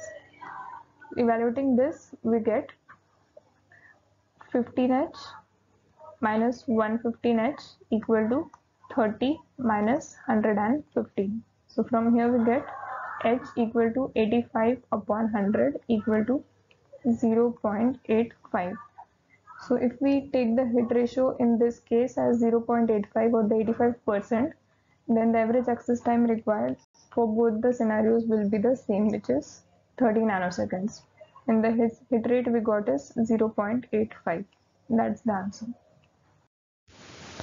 A previous year GATE question, they are asking us to evaluate the value of the following limit at x tending to 0 plus. The function f of x is given to us as root x upon 1 minus e raised to 2 root x. So we can observe that for x tending to 0 plus, the numerator, which is root x, will also tend to 0. The denominator, which is 1 minus e raised to 2 root x, will tend to 1 minus e raised to 0, and since e raised to 0 is 1, the denominator again tends to 0. Hence this is a 0 by 0 form, and for such indeterminate forms we use the L'Hospital rule. This says that for any 0 by 0 form, we can separately differentiate the numerator and the denominator to evaluate the final limit. Hence for this particular case, the differentiation of numerator, which is root x, will give us minus 1 by 2 root x. For the denominator, we get the differentiation as 0 minus e raised to 2 root x followed by the differentiation of 2 root x, which will be 2 times of minus 1 by 2 root x. Now these two things get cancelled out, and what we get as a result is minus 1 by 2 times e raised to 2 root x. Now we have removed the indeterminate form from this expression, so we can simply substitute the value of x as 0 to get the final limit from this. After substituting x equal to 0, we get minus 1 upon 2 times e raised to 0. E raised to 0 is 1, so this reduces to minus half. Since this was a numerical type question, its answer would be reported as minus 0.5. That's the solution. Networks question based upon the domain name system. We have to consider a domain name www.gate.org.in to be resolved by a DNS resolver. We have to assume that there are no resource records cached anywhere across the DNS servers, and the mechanism being used is iterative for resolving the query. We need to find out the number of DNS query response pairs which would be involved in complete resolution of the given domain name. So in the iterative mechanism, what we usually do, we have the local DNS server from where the requests are sent to the root server, the root DNS server, followed by we have the top level domain or the TLD server, and at the end we have the authoritative server. Involving these three steps, the given domain name is completely resolved. And the way in which these requests travel is something like this. From local server, it will be going to root and returning back following the iterative approach. In recursive, it is different. Then it goes to TLD server, response, then it goes to authoritative server and comes back with a response. And at the end, the given domain name is completely resolved. But in our case, as we can see in this address, we are having .org as well as .in. So there are two top level domains involved in the address. So in this case, to resolve the given address, what we will need is there would be two different TLD servers needed to resolve both of them. So first we'll be having the local DNS server that is same. The root server is also same, but here we'll be having first TLD server for resolving the .in because that is the outermost domain we are having. After that we'll be having TLD server for resolving this .org domain, and at the end there would be authoritative server that would stay the same.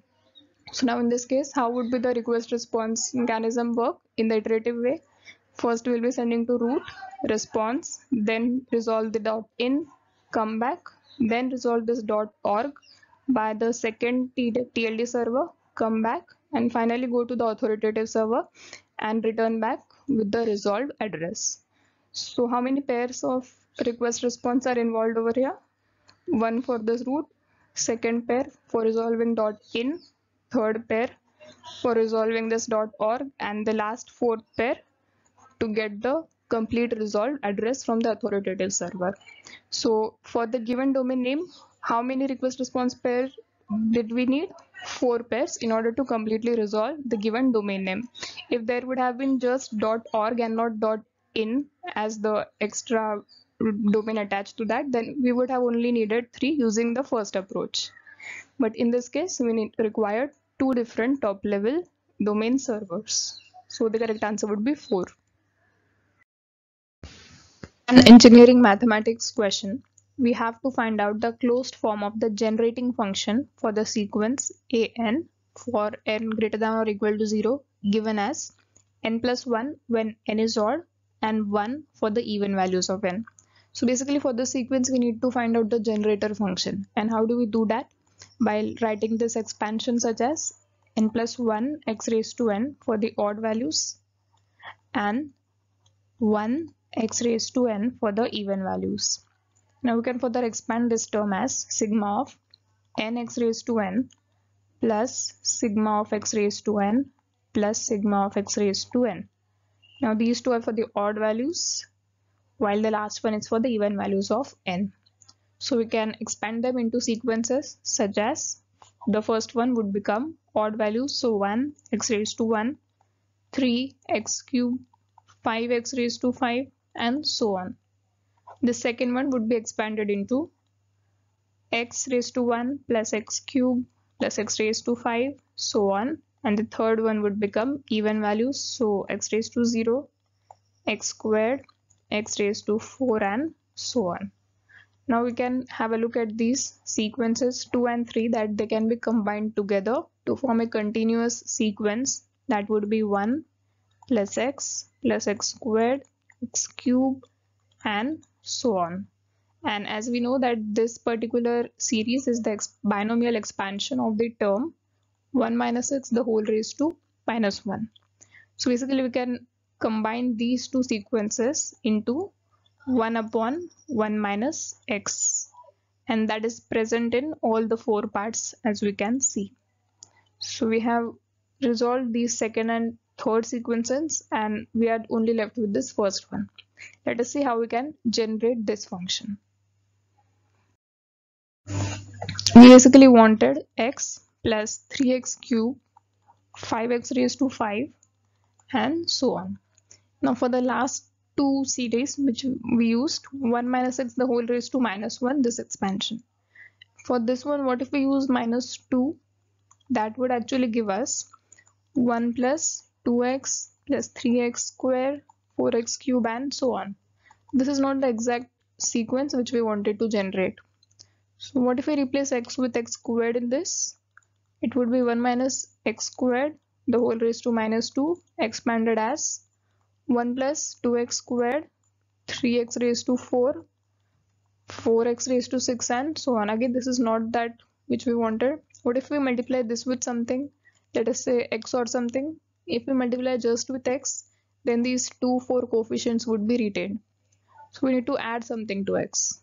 We cannot add 1 x or x squared because again that would not yield the required series. So we'll actually multiply this with x plus x cube. This multiplication would give us x plus 2x cube, 3x raised to 5, so on, ignoring the higher power terms. And this would be giving us x cube plus 2x raised to 5, and so on, again ignoring the higher power 5 and above. On combining the like terms together, here we'll be getting x plus 3x cube plus 5x raised to 5, and so on. This is the exact sequence which we wanted to generate. And how did we generate that? By multiplying x plus x cube with the expansion of 1 minus x squared the whole raised to minus 2. So this can be written as x 1 plus x squared upon 1 minus x squared the whole squared, bringing this to the denominator and taking out x common from here. So this is the part 1 of the answer, and part 2 we have already got to be 1 upon 1 minus x. So this would be our answer. And that is present in the option A over here. So this would be the correct answer for this question. Engineering mathematics question based upon graph theory. It is saying that we have to consider a simple undirected unweighted graph with at least 3 vertices. If A is the adjacency matrix of that graph, then the number of 3 cycles in the graph will be given by the trace of what? So we have to consider simple undirected unweighted graph with at least 3 vertices. So it can be something like this or like this, so on, with at least 3 vertices. Simple undirected unweighted means it will not have any self loops and no weights on the edges, like that. And A will be the adjacency matrix of that graph. We have to find the number of 3 cycles in it. 3 cycles means a 3 length cycle. If this is A, B, and C, then this A, B, C constitutes a 3 length cycle. In this one we do not have a 3 length cycle, but if we join it like this, then cycle would be formed. We have to find out how will that be given as in terms of A cube. So basically, if we go to analyze this question, it is going to be very lengthy and lots of mathematics would be applied in it. So instead of that, why don't we consider this simple graph and check for it? Let us try doing so. If we consider this graph, then its adjacency matrix A would be given as, let us say these are A, B, and C, the nodes A, B, and C.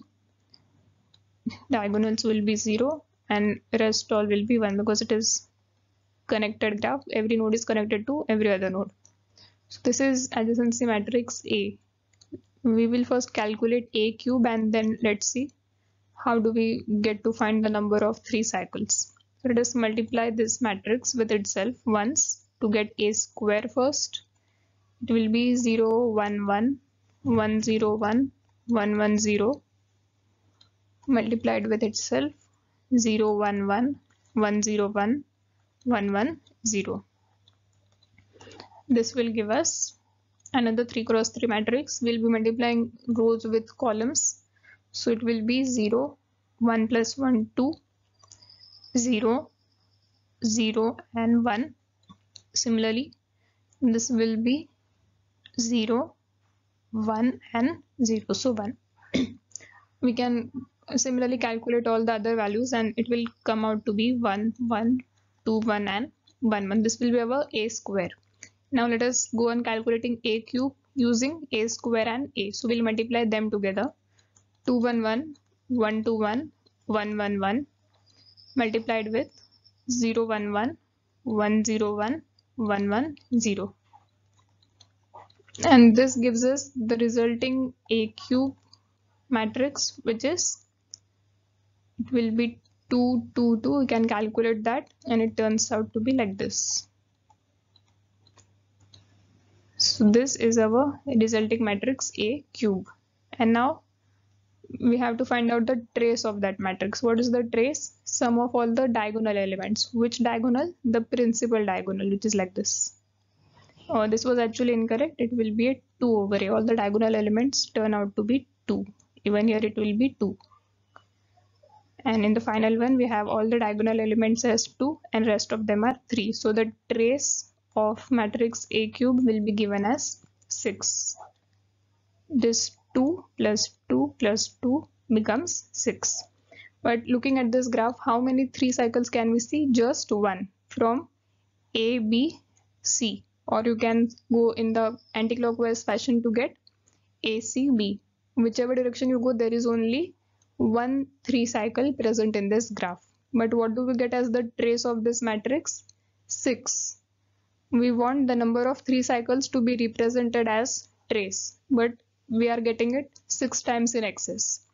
So we will be dividing it by 6. Trace of A cube divided by 6 will give us 6 on 6, which is 1, and that is the required answer.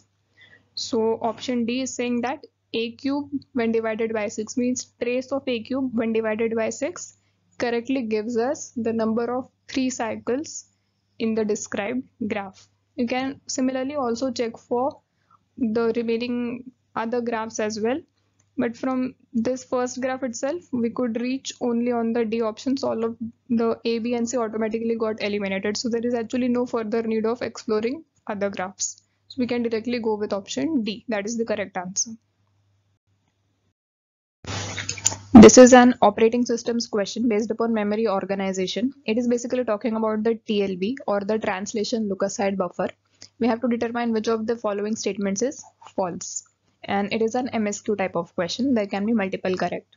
So let us check the options. First one is saying that the TLB performs an associative search in parallel on all its valid entries using the page number of incoming virtual addresses. So first let us understand what a TLB actually is.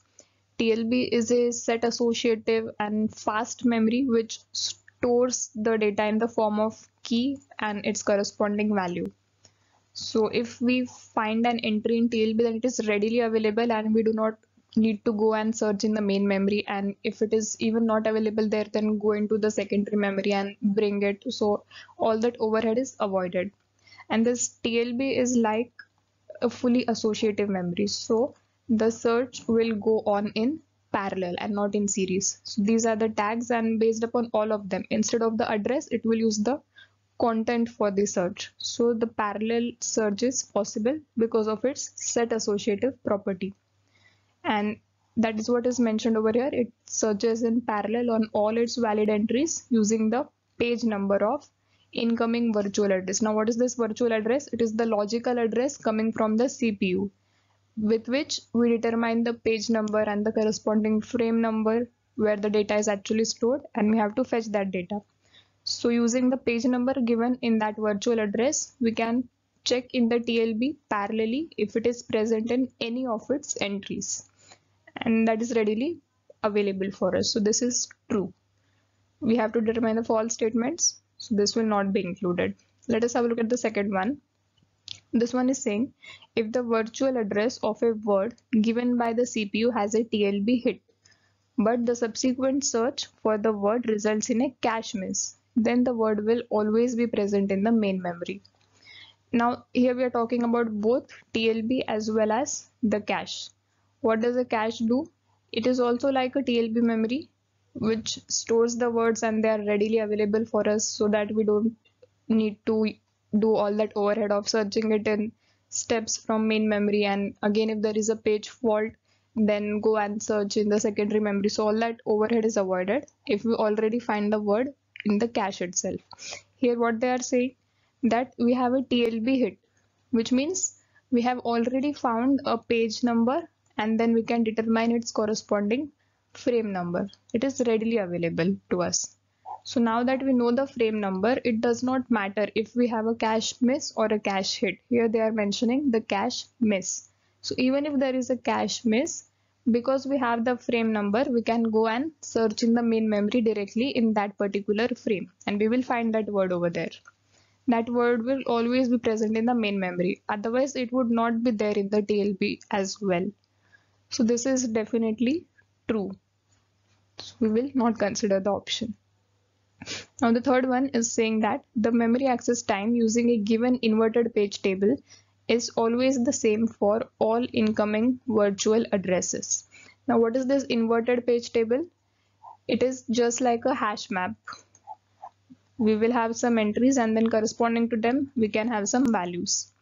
So these are the keys for the hash map.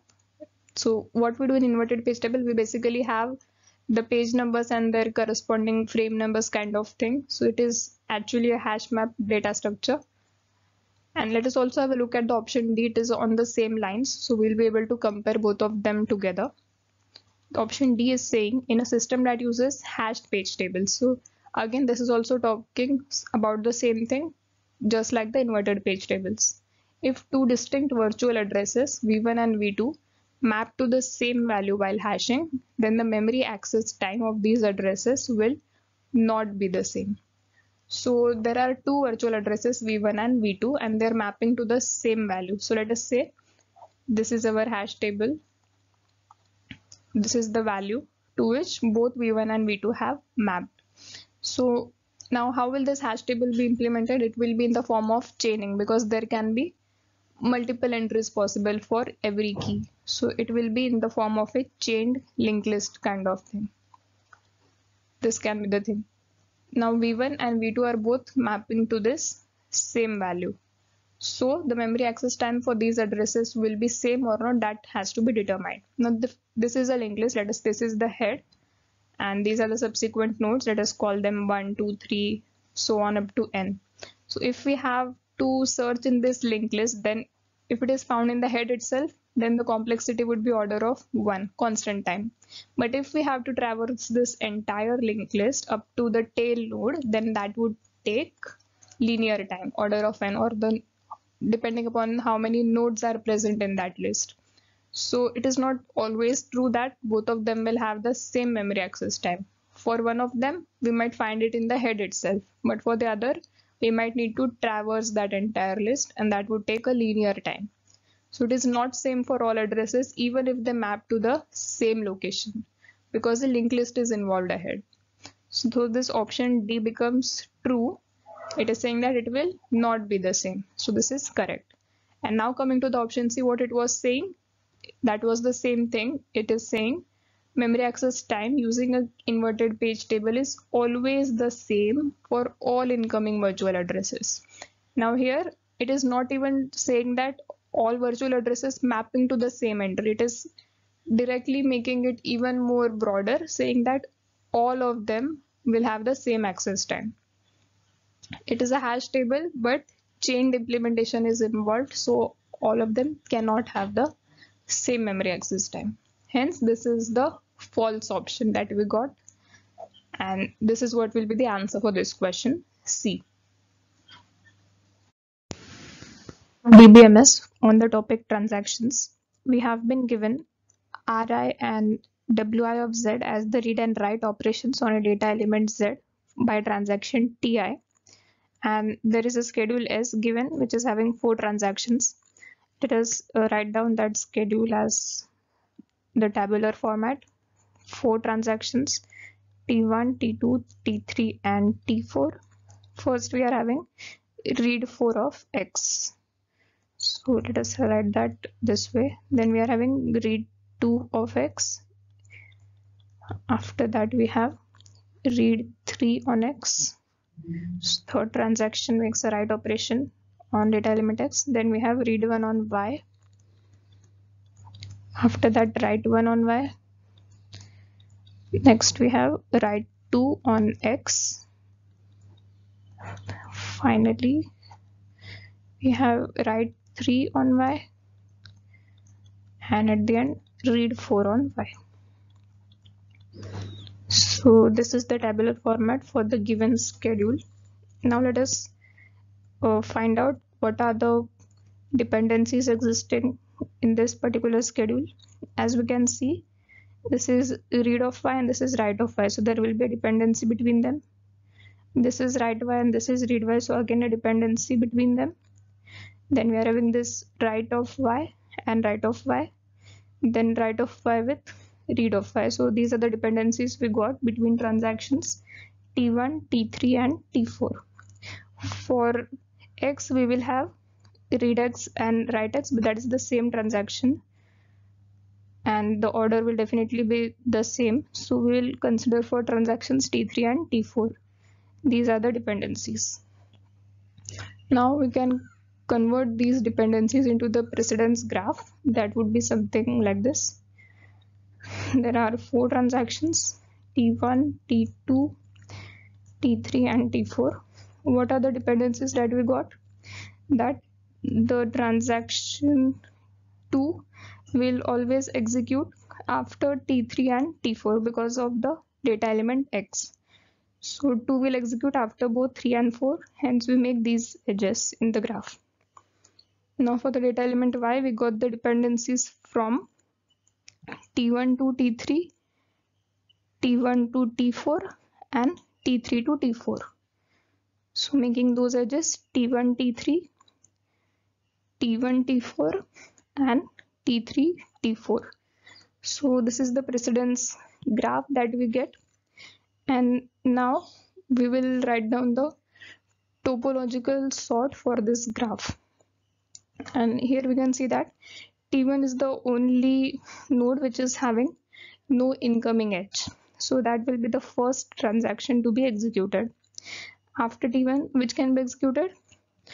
From T1, the arrow is going to T3 and T4 both. But for T4, T3 has to be completed before that because there is an edge. So T3 comes next. Now after T3, which of T2 and T4 can be considered? In T4, there are 2 incoming edges from 1 and 3 and both are already complete. So that can come next. Why not T2? Because it is having an incoming edge from T4. But if it is not executed first, then T2 cannot. So that will come last.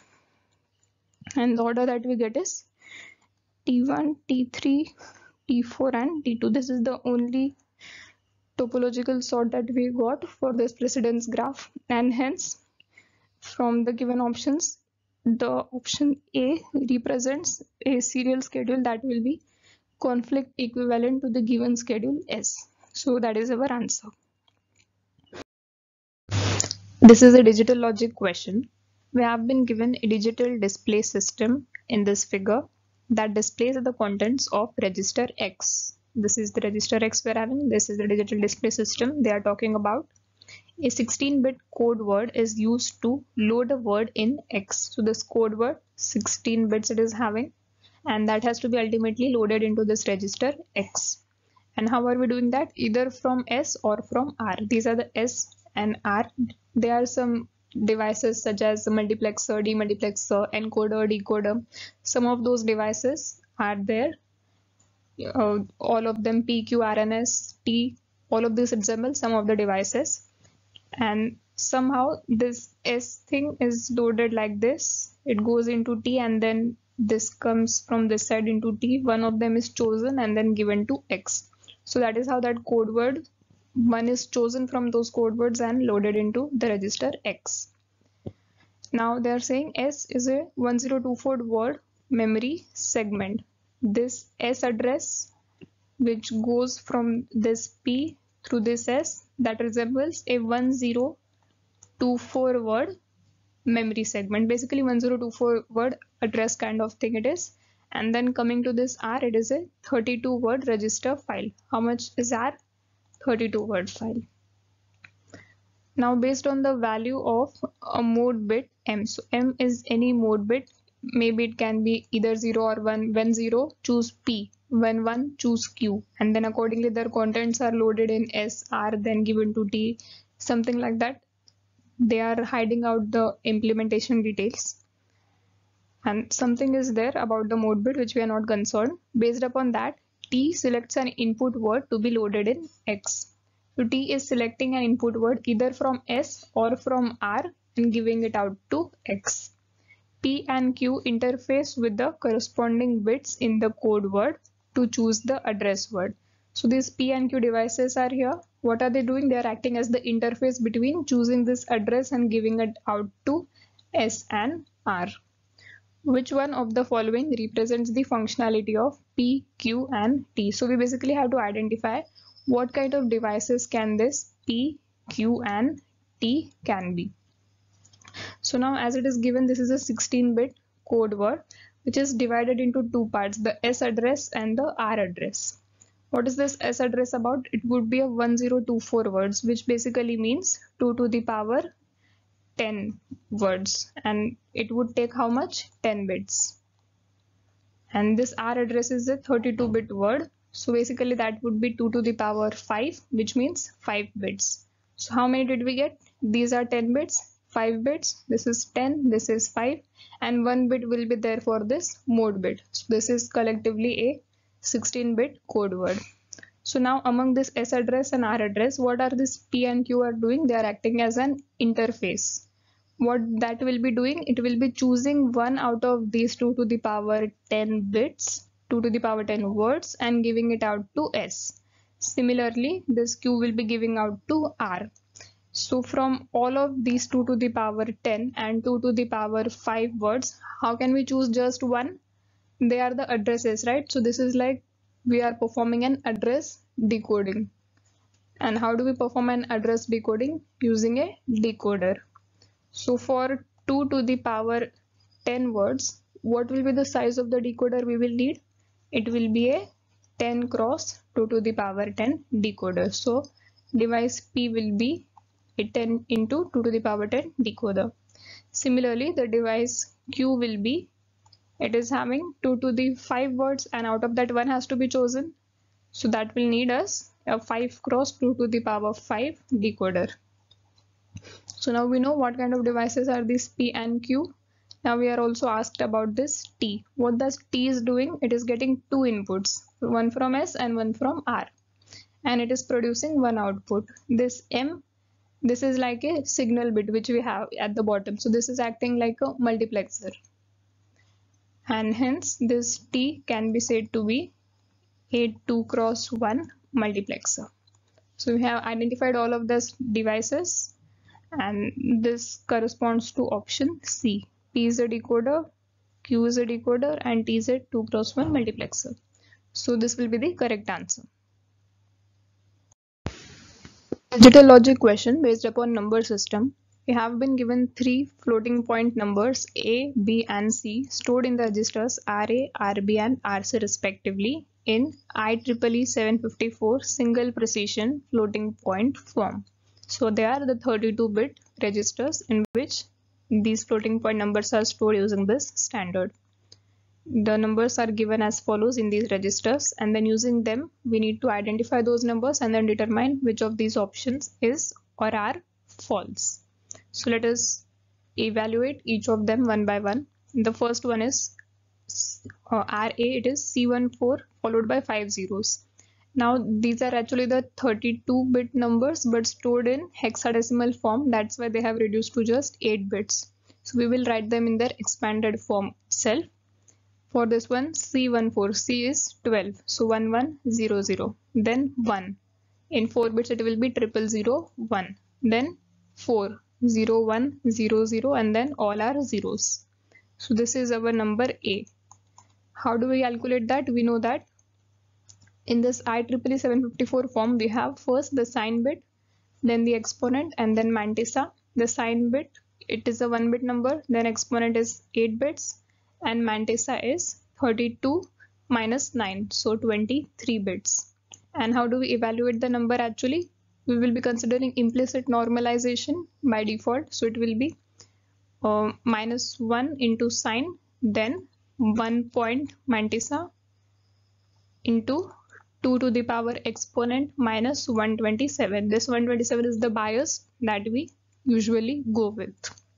So this A will be evaluated to, the sign bit is 1, exponent is 8 bits, 1, 2, 3, 4, 5, 6, 7 and 8. So this exponent actually corresponds to 128 plus 2, 130. And mantissa is 1. It starts from this side, so only 1 will be considered and not 1 followed by all the remaining zeros. So this gets evaluated as sign bit is 1, so this will be a negative number.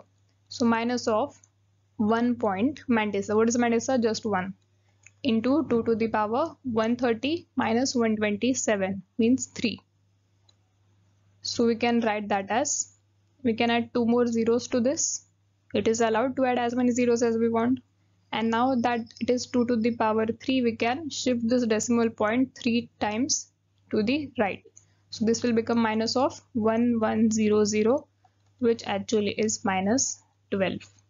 So our A is, let us note it here, A is minus 12. Now let us evaluate B. What is B?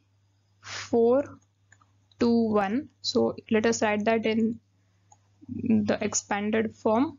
That will become, for 4 it will be 0100, then 2, 0010, 1, 0001, followed by all the zeros. So now here sign bit is 0, exponent is this 1, 2, 3, 4, 5, 6, 7, 8. 1, 2, 3, 4, 5, 6, 7 and 8. Yeah. And this is our mantissa. Sign is 0, exponent is 128 plus 4. So 132. And the mantissa is 001 because we start from this side. So now this gets evaluated as, sign bit is 0, so the number will be positive. So it will be 1 point mantissa 001 into 2 to the power 132 minus 127. So it will be 5. So we can add 2 zeros over here and then shift the decimal point by 5 places. So that will become 100100. And how much is this? 1, 2, 4, 8, 16, 32. So this is 32 plus 4, 36. So our B is 36. Now let us evaluate C. It is given as 414. So 0100, 000, 1, 0100, followed by all the zeros. So here again the sign bit is 0, exponent is 1, 2, 3, 4, 5, 6, 7 and 8. Exponent is 128 plus 2, 130. And the mantissa is 1. So what will this be evaluated to? 1 point mantissa means 1.1 into 2 to the power 130 minus 127, 3. So we add 2 zeros and then shift 3 places to the right. It becomes 1100, which is 12. So C is evaluated to 12. Now depending on this, let us look at the options. A plus C equal to 0, minus 12 plus 12 is 0. So this is true. Option B, C equal to A plus B. 12 is minus 12 plus 36. No, this is incorrect. It is actually 24. So this is false and it will be our answer because we are asked false. third one is b equal to 3 times c. This is correct because 36 is 12 thrice. The last one, b minus c, is positive. Yes, this is also true. So the only false option we got is b. So that will be our answer. This is an operating systems question based upon process scheduling. We have been given 4 processes P, Q, R and S, which are all scheduled in the CPU using round robin algorithm. The time quantum used is 4 units and these processes have arrived in the same order P, Q, R and S.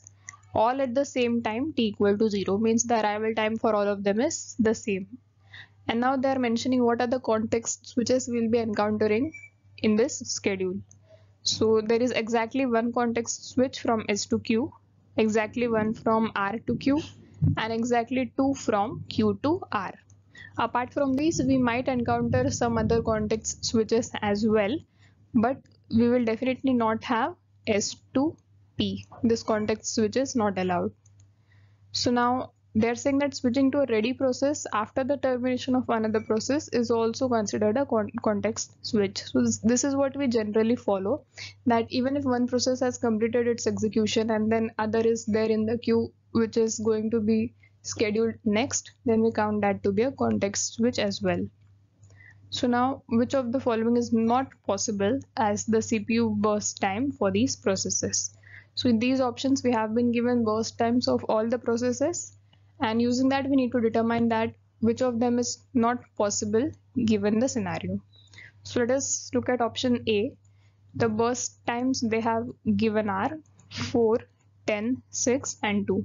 Let us try to construct the Gantt chart for this option and see if all the constraints are being followed. We'll also be maintaining a queue over here. So for the first, we'll schedule process P. Its burst time will reduce to 0. That will be pushed to the queue, and by the time it executed, all of the others had arrived, so they are being pushed. And now since P's quantum has reduced to 0, the burst time, it does not need to be pushed again to the queue, so we simply pop it off. Next we'll have Q up to 8. This becomes 6, pop and push. Next we have R up to 12. This reduces to 2, pop and push. Next we have S up to 14 because we take the least of time quantum and the burst time. So for S we take 2, it reduces to 0 and no need to push that again. Next we have Q in the front of the Q, so we take that and schedule it up to 18. It reduces to 2. After that we have R and this is Q is pushed again. Now we are at R up to 20, 0, and finally we'll be having the last Q, so up to 22. So this is the entire schedule we got, and let us see which of the constraints are being followed. SQ, yes, it is followed over here.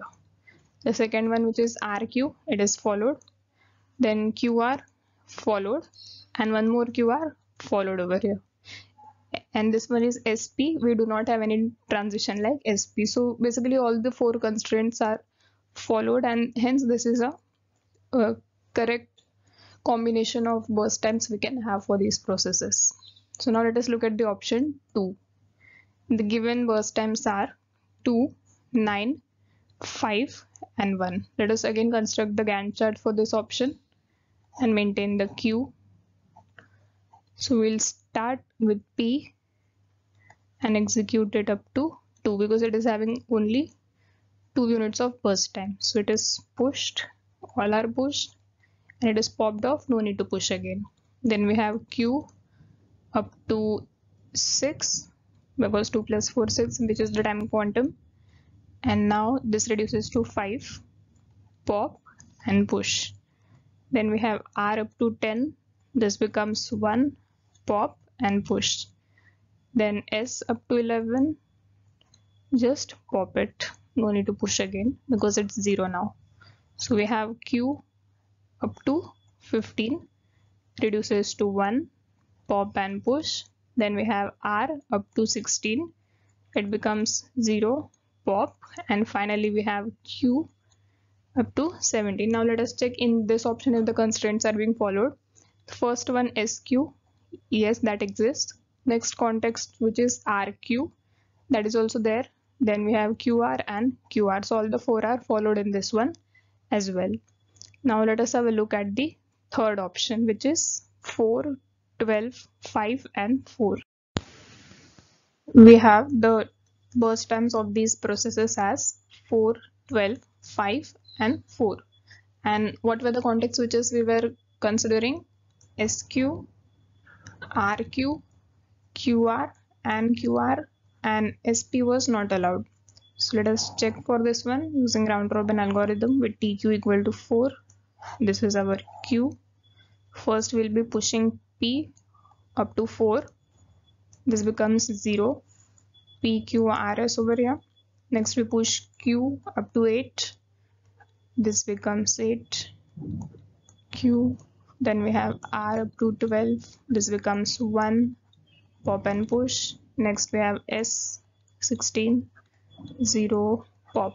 Next we have Q 20. 4.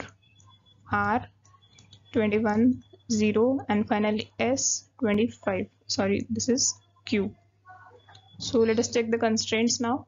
SQ followed, RQ is also followed, QR and QR. So all the four are followed. SP is not present, so that is also followed. Now let us have a look at the last option. Neither of these three were correct, so definitely the last one has to be, but let us check it out. For the last option D, the burst times given were 3, 7, 7 and 3. Let's check for that. This is our Gantt chart, and the Q, we start with scheduling P up to 3, 0, PQRS, P removed. Next Q up to 7, this becomes 3, pop, push. R up to 11, this becomes 3, pop and push. Now S up to 14, 0, pop.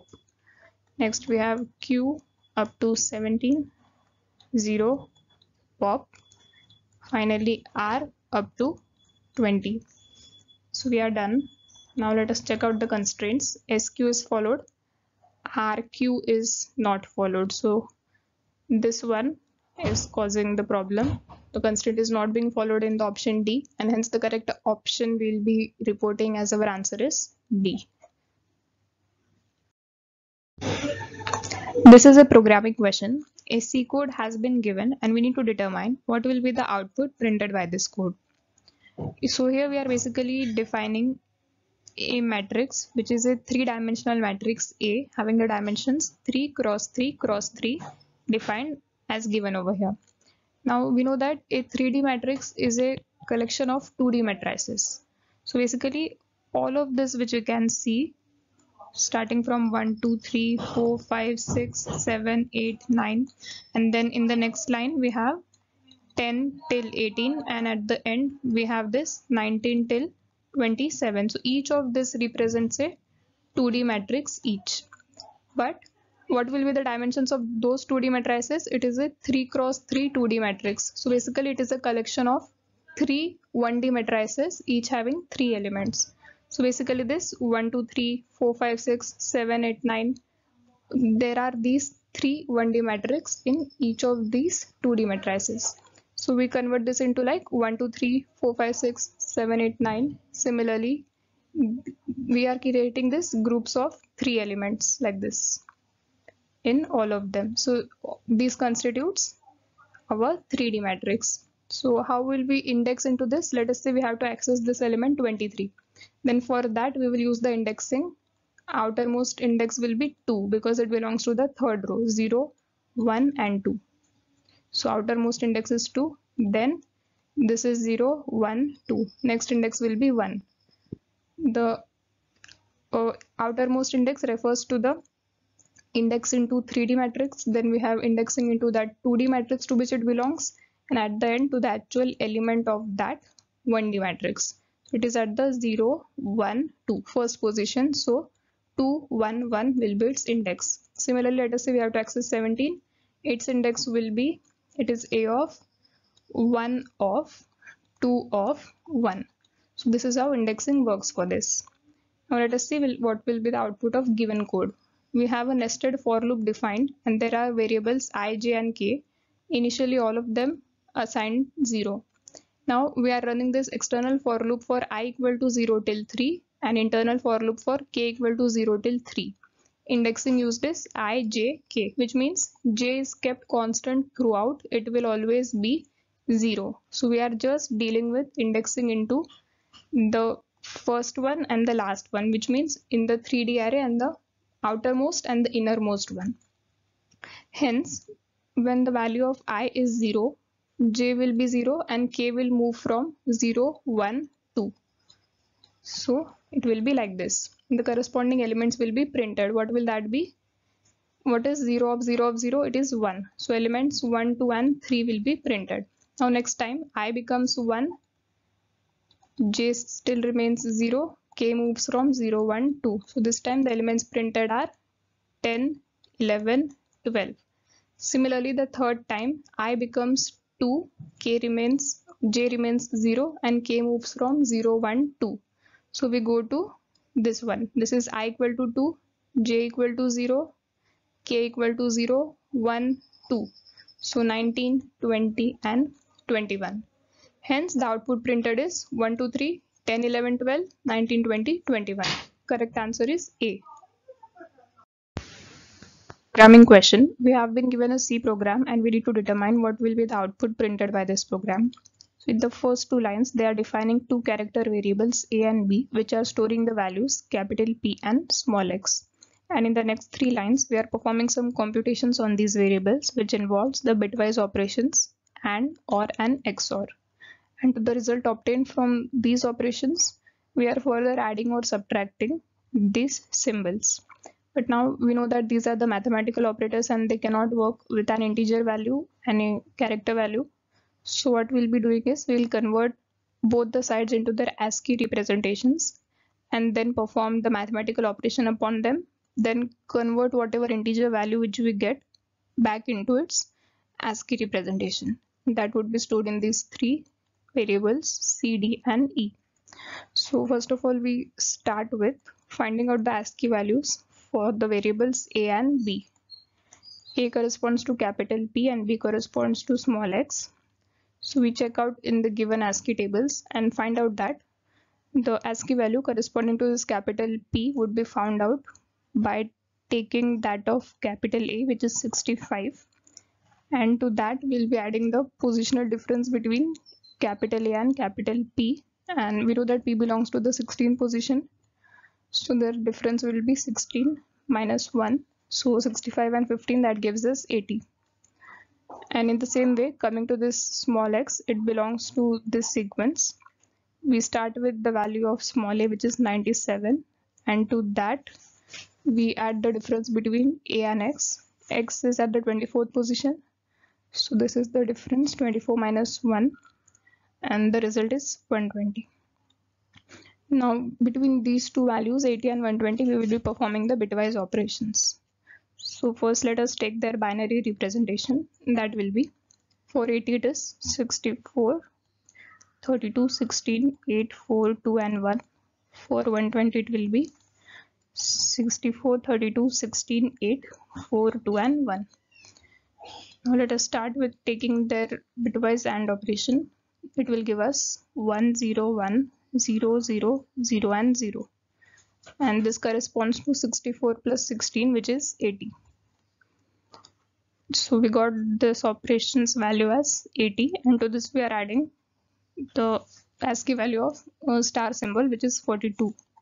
So 80 and 42 is giving us 122, and when we convert it back to the character, we check from this table that it belongs to small x. Hence the value which gets stored in this character C will be small z. In the same way, now coming to this line, we'll be performing the bitwise OR operation between them. That will give us 1, 1, 1, 1, 0, 0 and 0. And this corresponds to 120. So now from this 120, we will be subtracting the ASCII value of minus symbol, that is 45, to give us 75 as the result. And we'll be checking in this particular capital character sequence that the value 75 belongs to the alphabet capital K. So that is what will be stored in character D.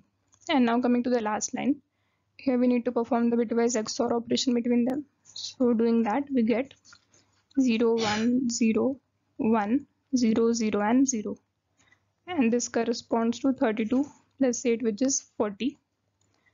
And now to this 40 we will be adding the ASCII value of plus symbol, which is 43. So the result which we are getting is 83, and again we can check in the sequence that 83 belongs to the alphabet capital S. And now when we print the values, we simply get their character representations as Z, K and S as it is given in the option A. So this will be our correct answer. During mathematics question based upon matrices, we have been given a system of simultaneous equations and we are performing LU decomposition. We know that every matrix M can be decomposed into two matrices, an lower triangular matrix L and an upper triangular matrix U, such that their product gives us the original matrix M. So the definitions for L and U have been given. These are the indexes starting from L11 so on and U11 this way. So what we have to do is, given this system of simultaneous equation, we will be generating a matrix and then we will be performing the LU decomposition on that matrix, and then we will be identifying that which of the values that the given positions occupy. So for starting, how can we convert the given equation into the matrix form? For that, first of all, we will be doing, let us just take the coefficients and convert that into a matrix. 1 1 minus 2, 1 3 minus 1 and 2 1 minus 5, taken from the coefficients of x1 x2 x3 from these equations. Now let us perform some row and column transformations on this matrix to try to convert it into either one of L or U, then the other can also be determined. So in this matrix, let us say I want to convert it into the U, which means the upper triangular matrix. So for that, I will need to make these three lower elements as all zeros. And how can we do that? What if we do R2 minus R1? So this 1 will get converted into 0. 1 minus 1, 0. So let us try to do that. R2 minus R1. It will give us 1 1 minus 2, 1 minus 1 0, 3 minus 1 2 and minus 1 plus 2 1, 2 1 minus 5. Okay, now this is done. This 2 has to be made 0 now. For that we can do something like R3 minus 2R1, R3 minus 2R1, that gives us 1 1 minus 2, 0 2 1, 2 minus 2 0, 1 minus 2 minus 1 and minus 5 plus 4 minus 1. Now finally the last, this minus 1 has to be made 0. How to do that? We cannot use the row 1 because if we do any add subtract, then this 0 will also get affected. So we will have to use R2. So what to do? We can add half of R2 in R3. So R3 plus half of R2. That will give us 1 1 minus 2, 0 2 1 and 0 0 minus half. So this is our, finally we got the upper triangular matrix U. And in the same way we can also calculate the lower triangular matrix L using the LU decomposition. So we get that the matrix L turns out to be 1 0 0, 1 1 0 and 2 minus half 1. This is our lower triangular matrix L. Now that we have got these two, let us check which of the given combination is correct for L32, U33 and X1. Let us see where this L32 is. It is at this position. So there we have minus half. Next is U33, means the last position. There also we have minus half. And finally X1. What is this X1? The value of the variable which was used in this simultaneous equation. So how can we estimate that? Let us try. From these two, which are the options, we are able to eliminate, and then we shall proceed for x1. Minus half and minus half, that can be seen only in the option D as of now. None of the other options has the same combination for the first two. So from this we can directly say that option D is correct, even if we don't evaluate x1. And even if we go for evaluation, now it will be simple. Since we have got the L and U decompositions, we can simply substitute the values and we will be able to find out that the value of x1 turns out to be 0. So using that, option D will be our answer. This is a TOC question upon decidability topic. We have been given 4 choices, and among that we need to determine which of them is or are undecidable problems. So this is an MSQ type of question. It will have multiple correct options. Going with the first one, given two Turing machines M1 and M2, decide if language accepted by M1 is equivalent to language accepted by M2. Now we know that Turing machines accept recursively enumerable languages, and this problem is basically talking about the equality problem of two recursively enumerable languages. And we know that it is not decidable to determine if two recursively enumerable languages are equivalent to each other or not. So equality problem is undecidable for Turing machines. Coming to the second choice, which is given a Turing machine M, decide if language accepted by M is regular. So given a Turing machine or a recursively enumerable language, we need to determine if it is regular or not. Now looking at the Venn diagram, we know that in the very beginning we have this regular language, and then followed we have context free, context sensitive, and at the end we have the recursively enumerable and the recursive languages. So every regular language is recursively enumerable, but every recursively enumerable language may or may not be regular. So this problem is actually undecidable, and this is a non-trivial property of Turing machines. So again we mark it as undecidable. And coming to the third one, which is given a Turing machine M, decide if M accepts all the strings. So by accepting all the strings, they are talking about the completeness problems of Turing machines. So that is again a non-trivial property that the completeness problem for recursively enumerable languages is undecidable. Hence, we again mark this option C to be an undecidable problem. And coming to the last one, given a Turing machine M, decide if M takes more than 1073 steps on every string. So basically for every string, we can set an upper bound that will run that Turing machine only for 1073 steps. And if it does not halt itself within this bound, then we will stop further execution. So this will prevent the Turing machine for going into an infinite undecidable loop on any string.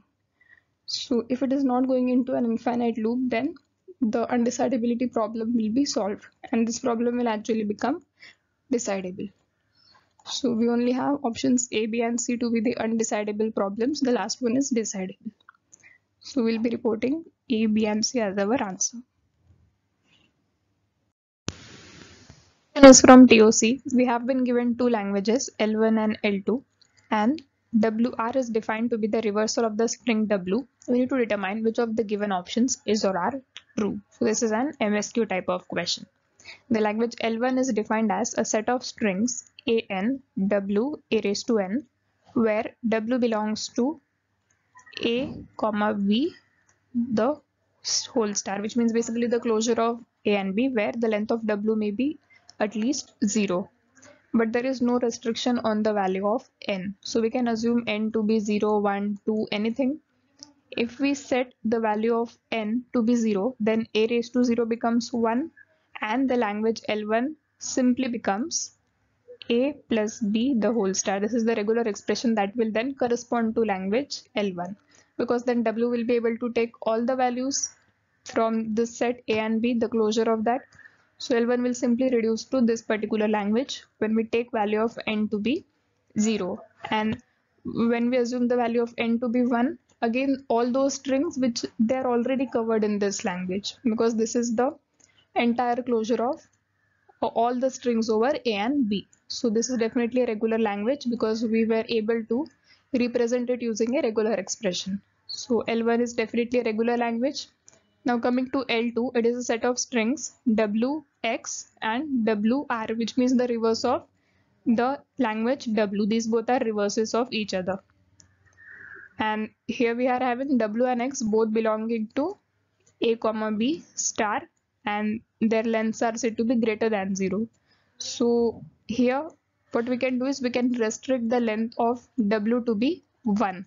In that case, W will be able to take either the value A or the value B. In that case, both W and WR will be same because we are restricting its length only to 1. Reverse of A is A and reverse of B is B.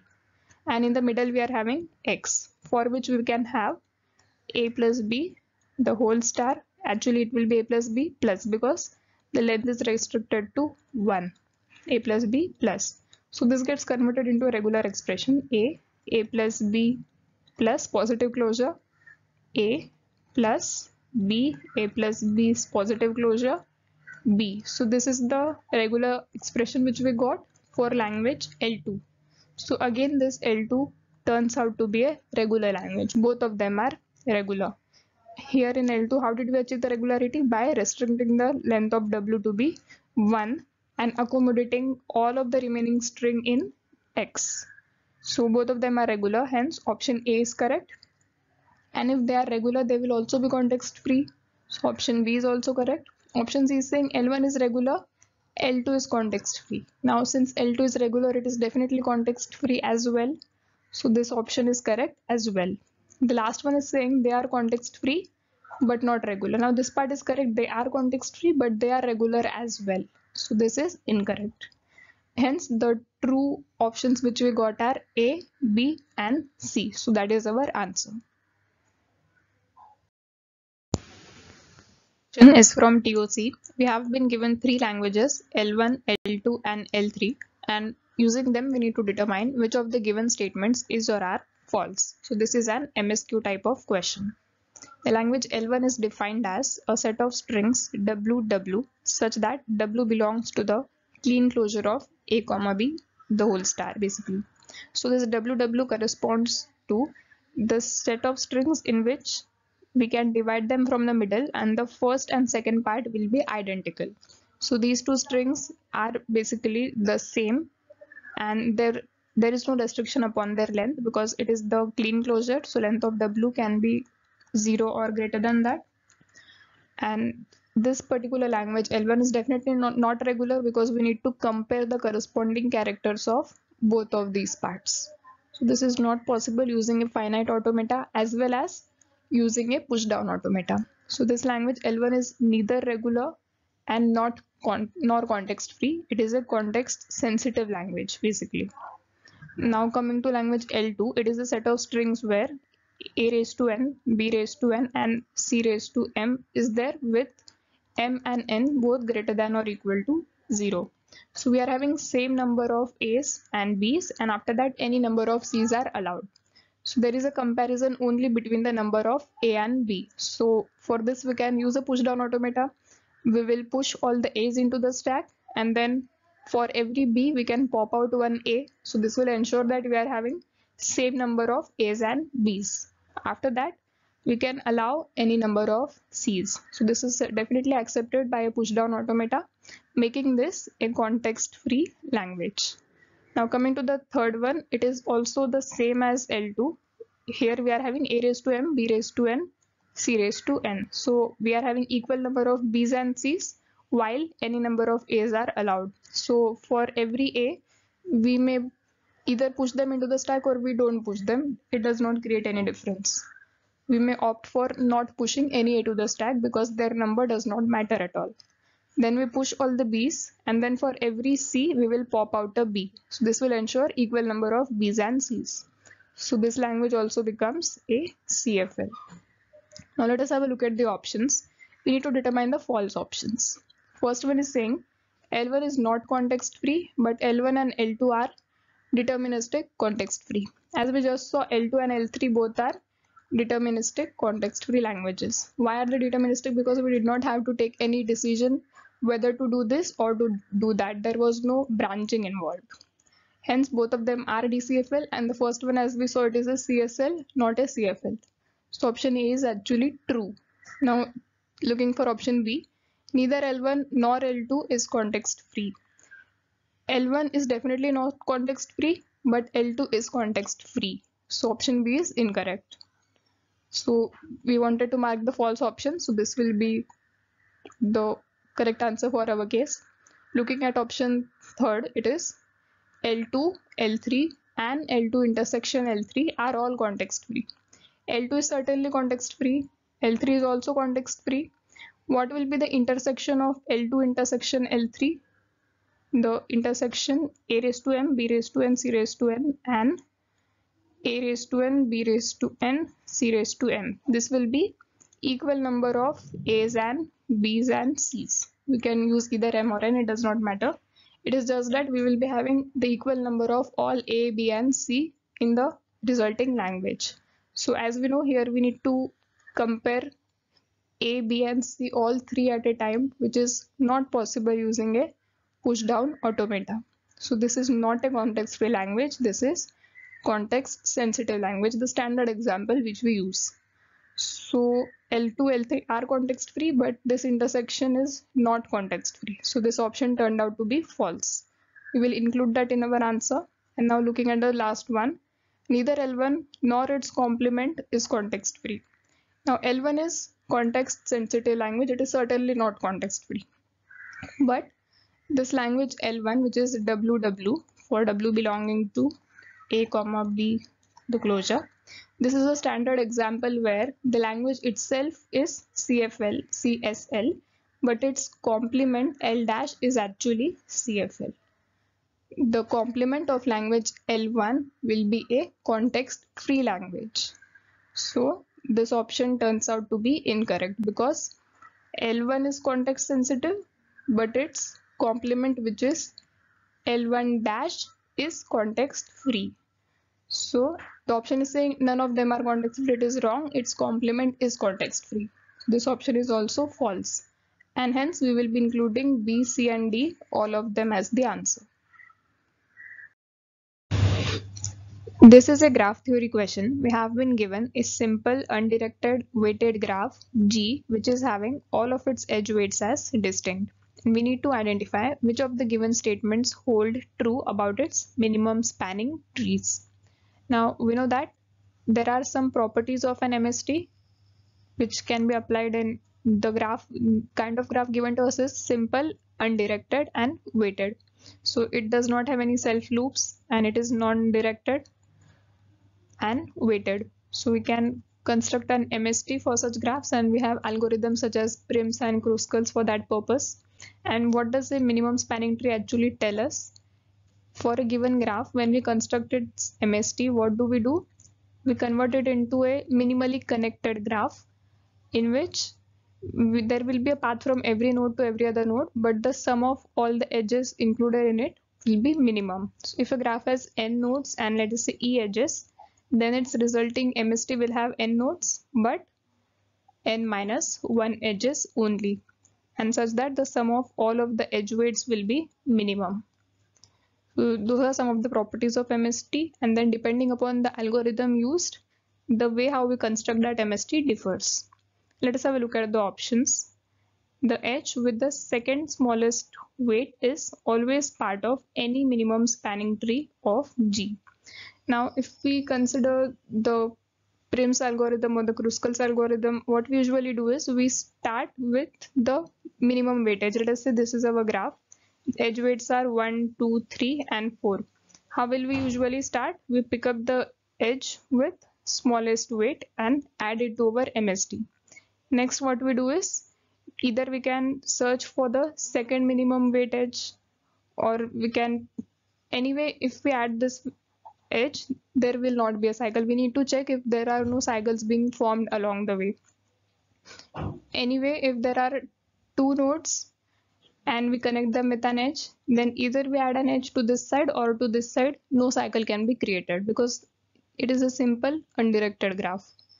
So the second minimum edge weight will definitely be added to the MST for any given graph which satisfies the given conditions. So this option will be true. Next one is saying that one or both of the edges with third smallest and fourth smallest weights are a part of any minimum spanning tree of graph G. So now for this we will be assuming that the graph G has more than 4 vertices, then only it will have such edges existing. And assuming that, we have to check whether the third smallest and the fourth smallest weight edges will be included in its MST or not. So for that, if we go by this algorithm, what we do is we have added the first smallest and the second smallest. Next, before adding the third smallest weight edge, we will be checking if it forms a cycle or not.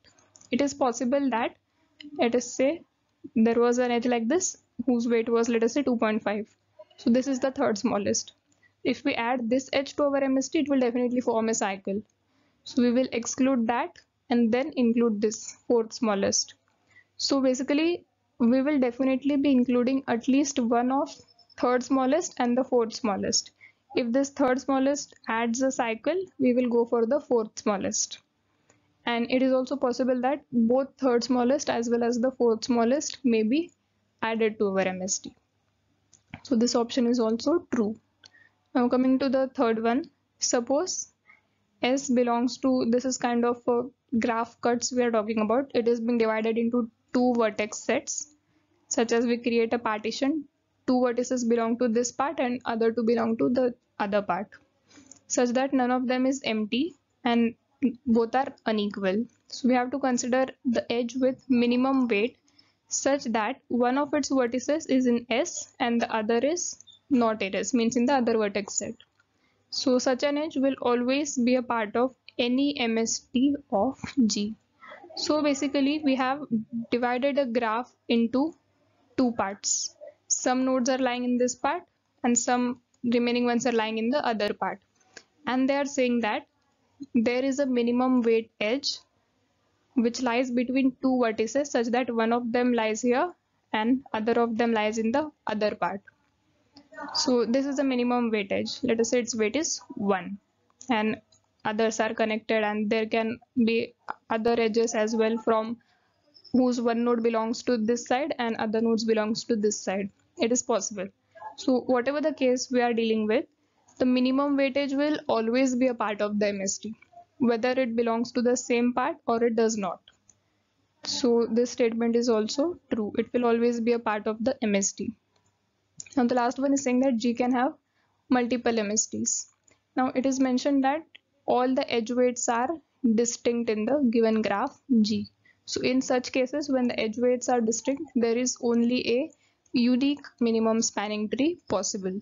So this statement is incorrect. It cannot have multiple spanning trees. So the correct answer is A, B and C. This is an engineering mathematics question based upon graph theory. We have been given a graph called as Peterson's graph. It is an undirected graph, and based upon that we need to answer which of the given statements is or are true. So this is an MSQ type of question. First one is saying that the chromatic number of the graph is 3, which means we can paint this graph in minimum of 3 colors. Let us see that. We paint this node as red, then its adjacent ones, these 3 cannot be red. This one can be red, this can be red, and the last, this one can also be red. Now let us change the color. Let us say we are painting this to be green, green, and then this one can also be green, and this one is also green. Now the remaining 2 will be painted in blue. So yes, we could paint all the nodes of this graph in just 3 colors. So its chromatic number is 3. Now second option is saying that the graph has a Hamiltonian path. What does the Hamiltonian path mean? That starting from any given node, we can cover all the other nodes in that graph. And if that is possible, then we say that it has Hamiltonian path. And if we are able to come back to the same vertex once again, then we say that it has a Hamiltonian cycle. So let us see if it is possible. Starting from, let us say, this node, we can move like this, covering all the outer vertices first. We are traveling along the edges and covering all those nodes which come along the way. We can move like this.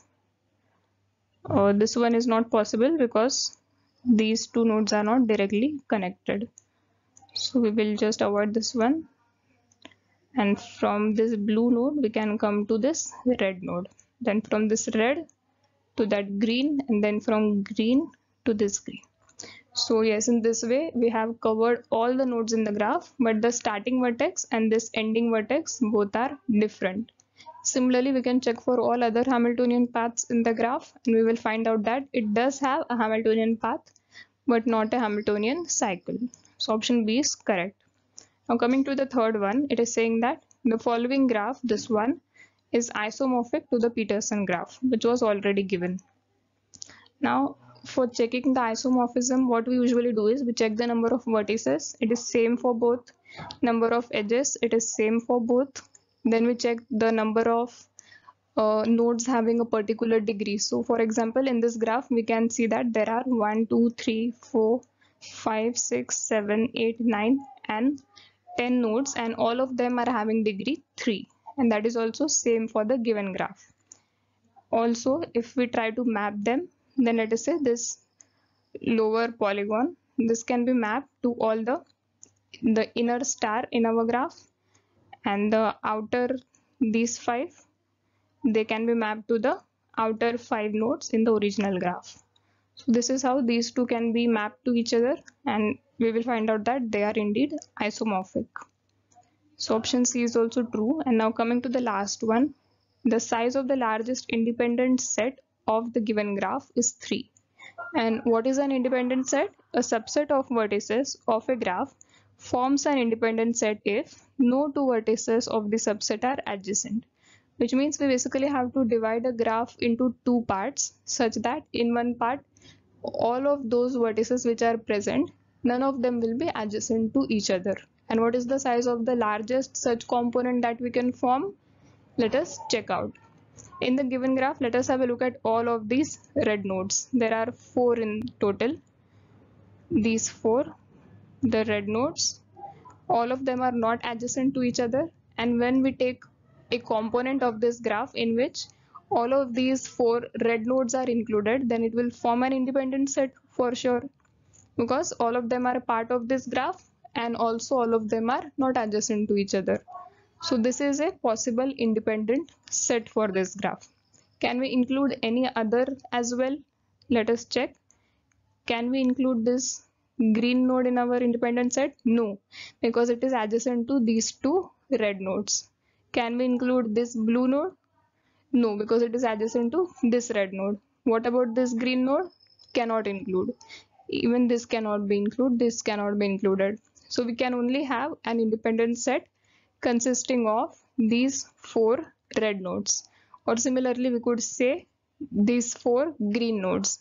So in that way, we have a largest independent set of size 4 in our graph and not 3.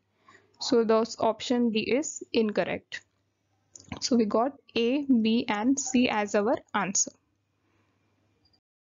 Next question, we have been given a recurrence relation, and based upon that we need to determine which of the given options hold true.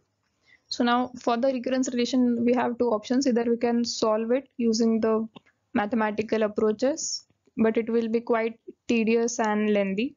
So instead of that we can either use the recurrence trees or substitution methods and verify from that. It would be easier to do so. So let us first calculate the value of the function for some values of n, then we will get some idea. Let us divide it into even values and odd values. As per the function definition, for even values we are using the second rule, for the odd values we are using the third rule, and first is the base case. So let's say 1, 3, 5, 7, 9, 2, 4, 6, 8, 10. These are the values for which we will be calculating, and then based upon the result we will check for the options. F of 1 already given to be 1. F of 2 will be 2 times of f of 1 minus 1, means 2 minus 1, 1. Now coming to 3, it will be 2 times of f of 1 plus 1. So 2 plus 1, 3. Now coming to 4, it will be 2 times of f of 2 minus 1. So 1. For 5, it will be 2 times of f of 2 plus 1, so 3. For 6, it is going to be 2 times of f of 3 minus 1, means 5. For 7, it turns out to be 2 times of f of 3 plus 1, so it will be 7. Coming to 8, it will be 2 times of f of 4 minus 1, so 1. 9, it will be 2 times of f of 4 plus 1, so it will be 2 times of f of 4 plus 1, 3. Coming to 10, 2 times of f of 5 minus 1, 2 times of f of 5, which is 6, 6 minus 1, 5, and so on. Now let us see if this much is enough and we can derive something. Option A is saying f of 2 raised to n minus 1, which means 1 less than the powers of 2.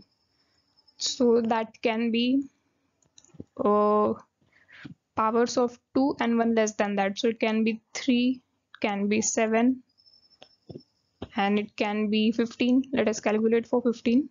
It will give us 2 times of f of 8, no, 2 times of f of 7 plus 1. So 2 times of 7, 14, 14 plus 1, 15.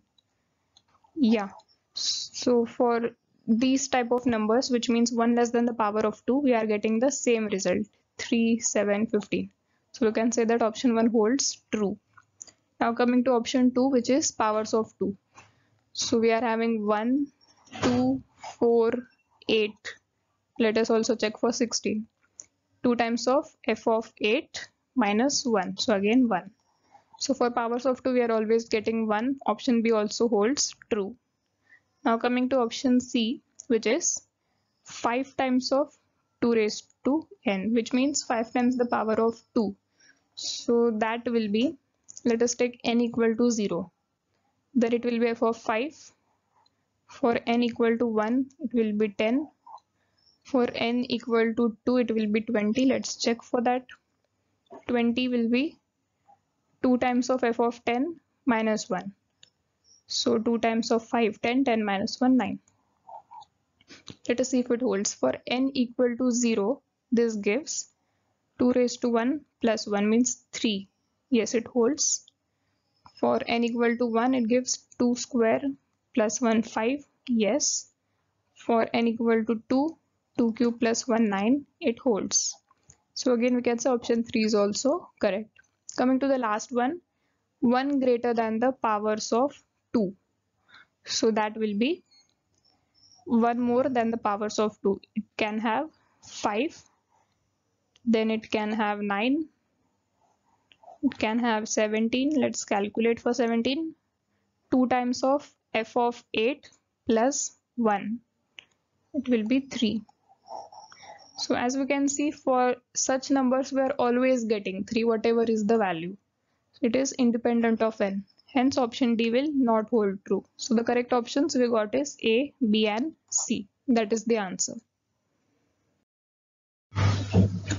This is a graph theory question. We have to consider a simple undirected unweighted graph whose adjacency matrix will be called as A. For such a graph, if it is having n vertices, then which of these given properties will hold true? That is to be found out. So let us try to come up with counter examples for these statements by considering some examples, and that is how we can try to prove them in a shorter way. The first one is saying that the diagonal entries of A square are the degrees of the vertices of the graph.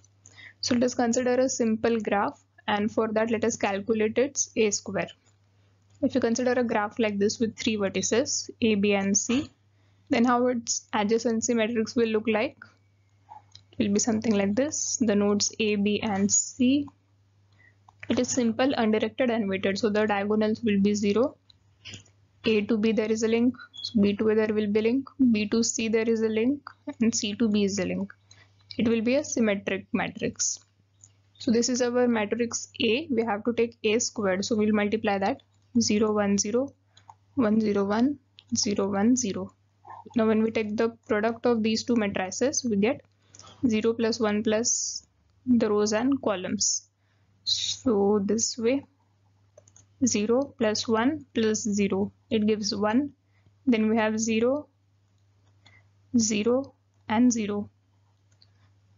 Lastly, we get 0 plus 1 plus 1.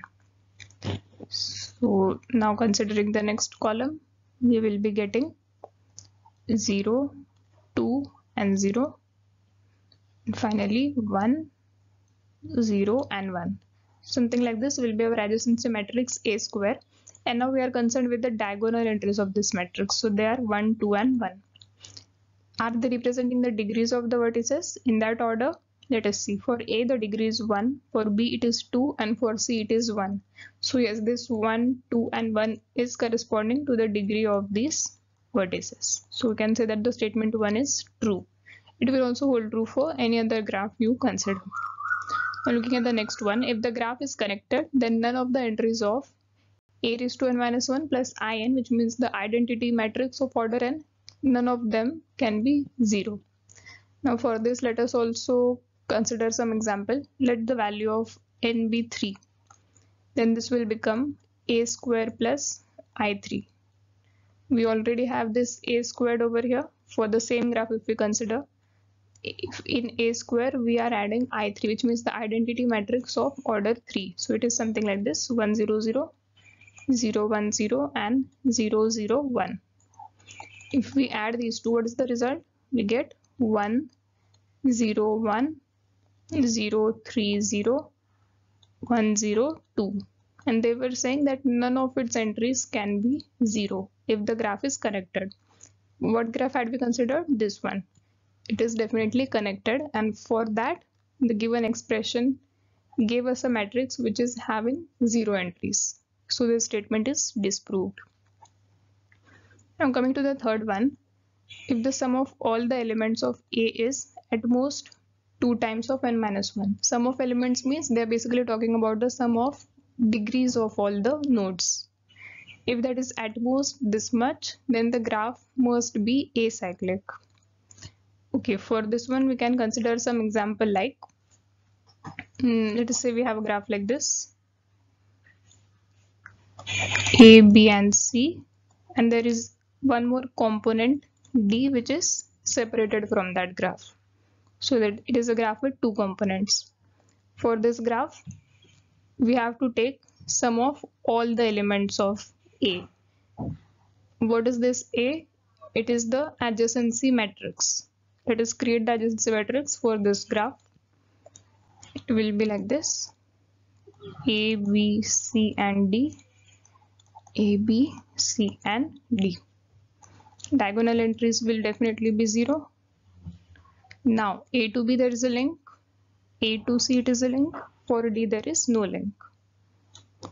All of these will be zeros. Now B to A there is a link, B to C is a link, C to A, C to B. So this is the adjacency matrix for this graph, the sum of all the elements of A. So it is 1, 2, 3, 4, 5 and 6. So we got the sum as 6. Now let us see what is the value of 2 times of n minus 1, which means 2 times of number of nodes minus 1. How many nodes are there in this graph? 4. So n minus 1 gives us 3. 2 times 3 is 6.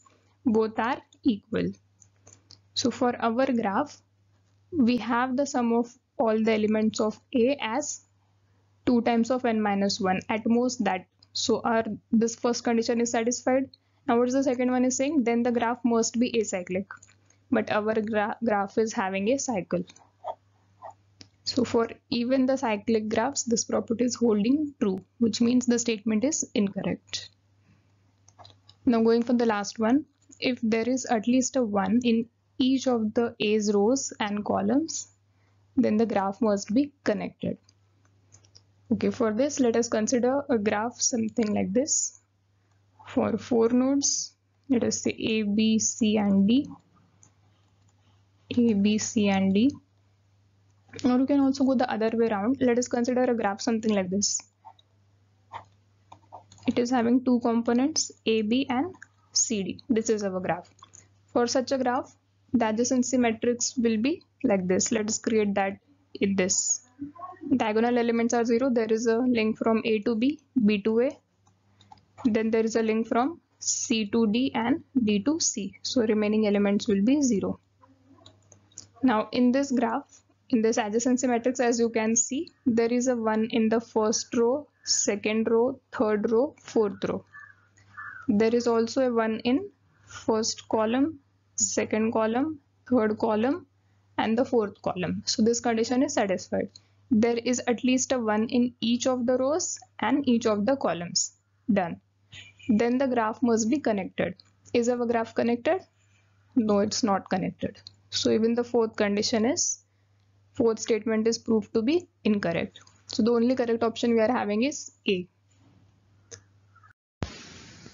Engineering mathematics question from the topic determinants and matrices. We have been given a 4x4 matrix, let us call it A. And for this matrix, we have to find out all of its eigenvectors. Now we know that this will be an MSQ type question because there can be multiple eigenvectors for a matrix. And how do we find those eigenvectors? Basically, we can use a simple property of them for solving this question, which is A into X is lambda X, which means if A is our matrix, then if X is its eigenvector, then their product would give us some constant, which is lambda times of X, which means considering A to be our matrix, and we can substitute all the given options in place of X, and if the result which we get would be the same column matrix X with some constant lambda, then we would be coming to a conclusion that the given option is one of its eigenvectors. So let us follow this property and check which are the correct options. So starting with the first one, A into X will give us, A is our matrix, and let us put X next to it, minus 1, 1, 0 and 1. Now when we will take this product, that would be first row multiplied with first column and then so on for the others. So that would be 9. Now here the third element is 0, so this will be ignored. It will always be multiplied with this 0, so we will not take that into account. So the product will be minus 9 into minus 1, so 9, minus 6 and minus 4. For the second one it will be 8 minus 6 minus 1, then minus 20 plus 15 plus 5, and lastly it will be minus 32 plus 21 plus 12. So the result is minus 1, 1, 0 and 1. Now here as you can see, the result is actually 1 times of X. So the value of lambda is 1 and X is the same column matrix which you have got. So option A is correct. It is one of the eigenvectors for this matrix. Now let us check for the remaining options. We will be following the same procedure for all of them. Let us substitute X equal to option B now. So now our X will become 1, 0, minus 1 and 0. So now when we will take their product, that would be, now here second and fourth both are 0, so we'll just cross them out to save time. So this will give us minus 9 into 1, so minus 9 plus 2, 8, minus 8 and plus 3, 20 and minus 8, 32, minus 7. So this will be minus 7, minus 5, 12, 25.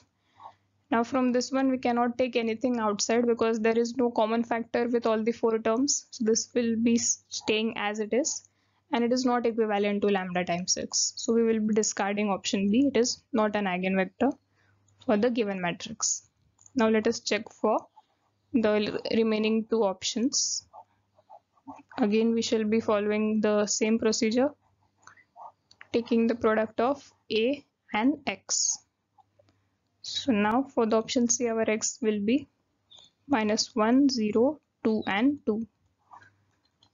Now here the second term is 0, so we'll cancel out this column and then multiply the remaining ones. So this will be 9 minus 4 minus 8. Then it will be 8 minus 6 minus 2 minus 20 plus 60 plus 10 And finally minus 32 plus 14 plus 24. So this will result into 8 and 4 12, 12 minus 9, so minus 3. This is 0. This is 69 and 26 minus 26. And lastly it is 38 minus 32, which is again plus 6. So from this we can take out 3 as common, and it will be minus 1 0 2 and 2. So basically this is 3 times x. So we got the value of lambda to be 3, and this is the same x we have got back. So again option C is one of the correct options. It is also an eigenvector for the given matrix. Now finally let us also check for the option D. Now this method might feel a little bit lengthy and time consuming. This is one of the best solutions. Instead of manually making that polynomial equation and then solving that, it might be more difficult, and if you are not very much clear with your concepts, then better go with this method. It is a little time consuming, but for sure it will give you the correct answer. There is no chance of getting it wrong. So now proceeding with the last option D, 0 1 minus 3 and 0. Now for this we will be striking off first and the fourth rows columns because they are zeros. So the result will be minus 6 plus 6, then 0, this minus 6 with 1, minus 6, and plus 9, 15 minus 24, 21 minus 21. So this is 0, 9 and 6, it is 15. This is minus 9 and this is again 0. Did we do anything incorrect? The second row would be minus 6 into 1, so minus 6. Okay, this is minus 6 and plus 9, so the result will be 3. So now from this again we can take out 3 common. It will be 0 1 minus 3 0. So now this is again 3 times of x, so value of lambda is 3, and this is the same x which we got once again. So again this option D will also be one of its eigenvectors. So this was a 4 cross 4 matrix, and for that we have got all the 3 eigenvectors by substituting these options. So the answer for this question would be A, C and D. From the cache organization, we have been given a 2 KB direct map cache with a block size of 64 bytes. The system has a physical address space of 64 KB and a word length of 16 bits. So let us note down these things. We have the cache size given as 2 kilobytes, which will be 2 to the power 11 bytes. The block size is given as 64 bytes, will be 2 to the power 6 bytes. And the physical address space, or we can say the main memory size, is given as 64 KB, which will be 2 to the power 16 bytes. Now what can we infer from this? Since the block size is 64 bytes or 2 to the power 6 bytes, which means the block offset will be taking 6 bytes. This is the block offset. Here we have the lines and then we have the tag. And since the main memory size is 64 KB, the address would be 16 bits long. So this entire is 16 bits, out of which block offset is taking 6 bits. Now what will be the lines be taking? For that we will be calculating the number of lines, which is given by cache size upon block size, or 2 to the power 11 upon 2 to the power 6, which is 2 to the power 5. So there are 2 to the power 5 or 32 lines in it. Hence these lines will be taking 5 bits. And out of the 16, what is left? 6 plus 5, 11. So 5 is left. That will constitute the tag bits. So this is how the address would be distributed. And now what they have given is, we have 4 data words P, Q, R and S. They are accessed in that same order 10 times. Means one after the after, repeatedly they are being accessed. PQRS, PQRS and so on. So in total there are 40 such accesses to the data cache. Assume that the data cache is initially empty and no other words are accessed by the program. So their addresses have been given P, Q, R and S. P's address is given as These represent the hexadecimal addresses. A248. For Q it is C28A, CA8A, and at the last A262. For the execution of the above program, which of the following statements is or are true with respect to the data cache? So we know that the address is 16 bits long. It is given in hexadecimal. So let us first convert it to this required representation in the form of tags, lines, and block offset. So this A248 will be converting each of them into 4 bits. So for 8 will become 10, which is 1010. 2 it will be 0010. Then 4 0100. Finally 8 1000. In the same way for this, C is 12, so 1100. Then 2 0010, 8 1000, and A is again 1010. For R it is C means 1100, A is 10, 1010, 8 is 1000, and at the end A is again 1010.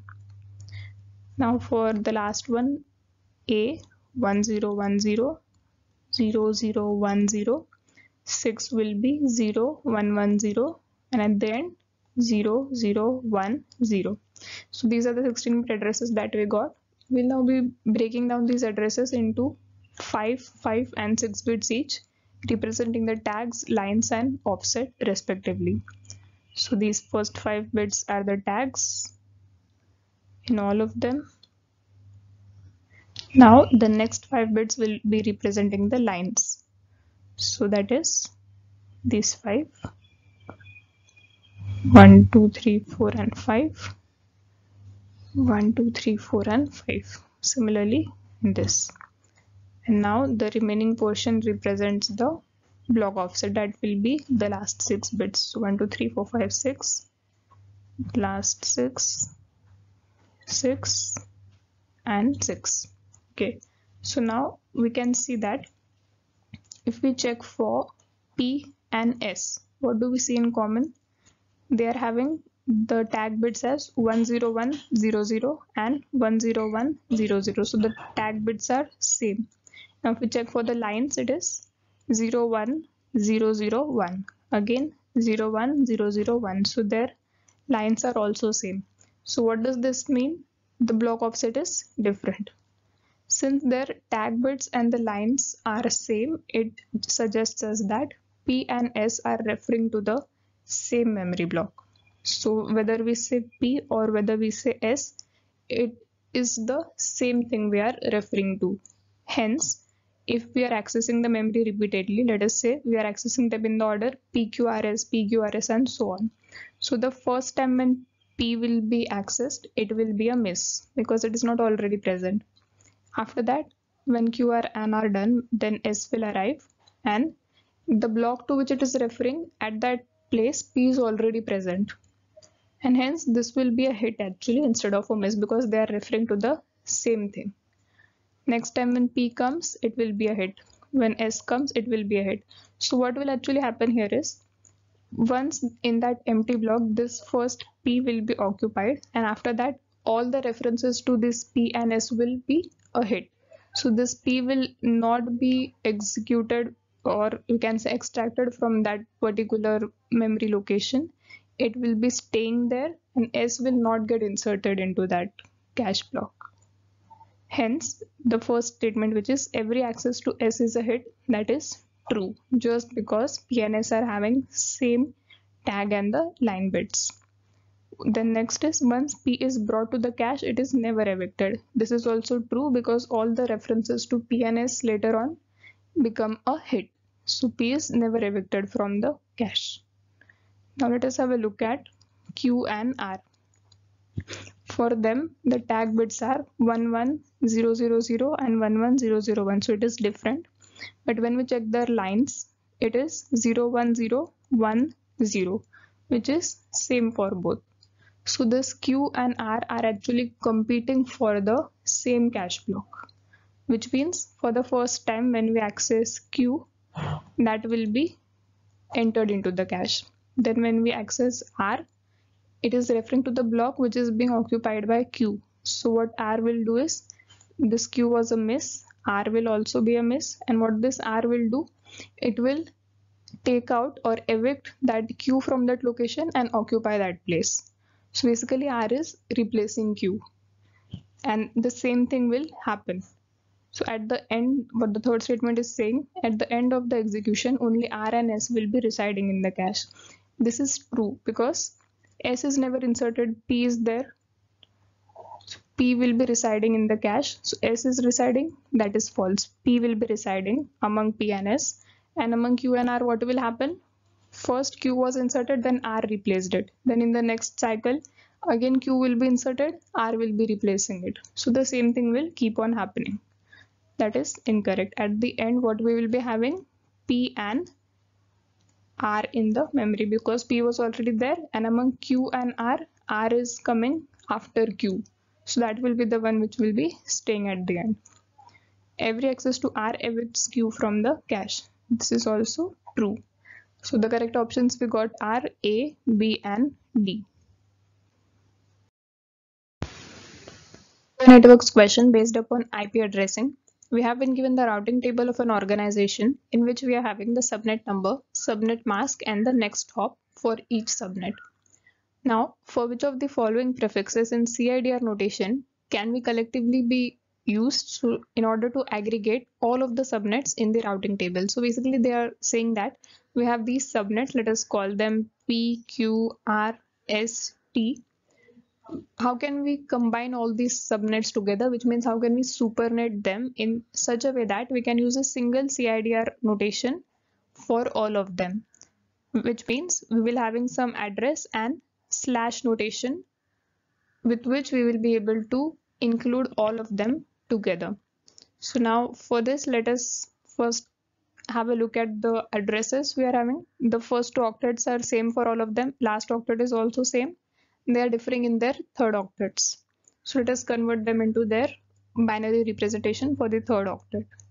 164, 170, 168 and the 166. We are not actually concerned with the default one because it is already inclusive in the supernet which we will be forming. So we'll be converting this 164, it will become 128, 64, 32, 16, 8, 4, 2 and 1. For 170 it will be 101, 32, 16, 8, 4, 2, 1, 10, 10, 1000, and this will be 32, 16, 8, 4, 2 and 1. So now in order to combine them together, what we can do is, let us also have a look at their subnet mask. This one is 252 and the remaining ones are 254. So this one is basically /22 because it will be having 6 ones followed by 2 zeros in its third octet. So that will sum up to first 16 from the first two octets and then 6 from this one. So it's /22 and the remaining ones are /23 notations. Determining how many number of bits from the third octet we are including in the network ID part. So for this P, Q, R and S, for the subnet P we are including first 6 bits and for the remaining ones we are having first 7 bits inclusive in the NID part. So now if we were to combine them all together, then the common pattern which we can see in all of them is that the first 4 bits are same in all of them and they are differing from the 5th bit onwards. So very broadly we can say that they all can be represented commonly as 12.20. What do these 4 bits give? 128 and 32. So 160.0 and /16 plus these 4, so /20. So this is a very rough estimation which will include all of them combined into one supernet and we'll be able to identify them all. But the problem with this one is that it is very much imprecise. It also includes those addresses which are not the part of this network. So we need to be a little more precise and see what can be done. So let us first have a look at the interfaces, subnets Q and R. In this we can see that first 6 bits are same and the last 2 bits are different. So these two can be combined together to give 12.20. What is the value of these first 6 bits? 160 plus this is 8, so 168.0 and slash, because we have included 6 bits, so it will become slash 22. So these two can be combined to give this address. And now looking at the subnets P and S, even they are having their first 6 bits are same. They are also differing in their 7 bits. So these two can be combined together to give 12.20. What is the value of their first 6 bits? It is 160 plus 4, 164.0, and because we have included 6 bits, it will be slash 22. So this is how we can combine interfaces, or you can say the subnets P and S together, and with this one we combine Q and R together. And if we try to combine again these two subnets together, then it will give us something like this, which is very much imprecise. So we will continue with these two options itself, and both of them are there as options B and D. So that will be the correct answer. This is a DVMS question from the topic relational databases. We have been given 4 relations: student, course, department, and register. The tables have been given below, and we have been given an SQL query for which we will be determining the number of rows returned by this query. Now looking at the query, which is select start from student as S where not exists, select C number from course where D number is D01, except means the set difference, select C number from register where S number is S dot S number. So now this is basically a type of correlated query for which what we do is we'll be running this outer query, which means for all the instances of this student table, we will independently be executing this inner subquery. So let us take the instances from student table, each tuple one by one, and let us see what is the result given by inner subquery, and we will be adding that to our answer. So for the first one, the student being considered is S01 James D01. So for this student, we will be executing select C number from course where D number is D01. This is the first part, which is giving us the C numbers corresponding to course D01 from course table. So that will be C11 and C12. So let us note that down here, C11, C12. And then we are having except, which means the set difference needs to be taken. So this is a set from which we'll be taking the difference of the part 2, which is saying select C number from register, this table, where S number is student.S number, which means from this register table we want those C numbers which corresponds to the S number of student. Now this is our student S01. For S01, what are the corresponding C numbers? C11 and C12. So they both will be returned. C11, C12. So we'll be taking this set difference, and that will be giving us an empty set. So now what did our entire query reduce to? Select star from student as S where not exist, empty set. So not exist, when it is applied on an empty set, then it will be returning true. And when we apply not exist on a non-empty set, if there is anything inside that set, we are not concerned what, then it will be returning false. So for this student S01, it returned an empty set, the inner query, and hence not exist on an empty set will be returning true. So this S01 student will be included in our answer. So let us note that down here. Now moving on to student S02. For the student, again, the first part of the inner query is same for all, so it will be giving again C11, C12. Only the second part will be changing. And what will it be now? We will be having C numbers corresponding to S02 from register table. So for S02 we just have C11, so that will be taken the set difference of, and what does this return? C11, C12, set difference of C11, so that will be C12. So this is a non-empty set, so not exist when applied on non-empty set will be returning false, so this student will not be included. Now moving on to the third one, S03. For that it will be C11, C12 minus of, what will be returned for S03? C21, C22, C23. 21, 22 and 23. When we'll take this set difference, the result will be C11, C12 itself. So again, this is non-empty, false will be returned. Now moving on to student S04. For that we'll be having C11, C12 minus of, what will be returned for S04? Here we can see C11 and C12. C11, C12. So now this difference again gives us an empty set. So this will be true, not exist when applied on an empty set, returns true. So this student S04 will be included in our answer. Now moving on to the last student, which is S05 milli.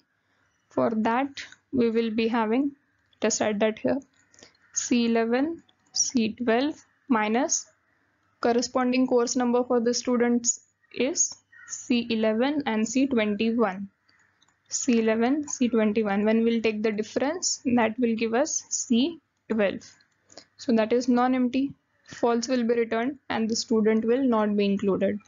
So only for two students, which are this S01 and this S04. For these two students, we got true, which means the empty set, and not exist when we applied on that empty set, that gave us true. So basically these are the two students that will be included, and hence the number of rows returned will be 2. What will those rows be? These: S01 James D01, S04 Jane D01. So the answer for this question is 2. Router networks question from routing. We have been given a network with 3 routers P, Q and R as shown in this figure.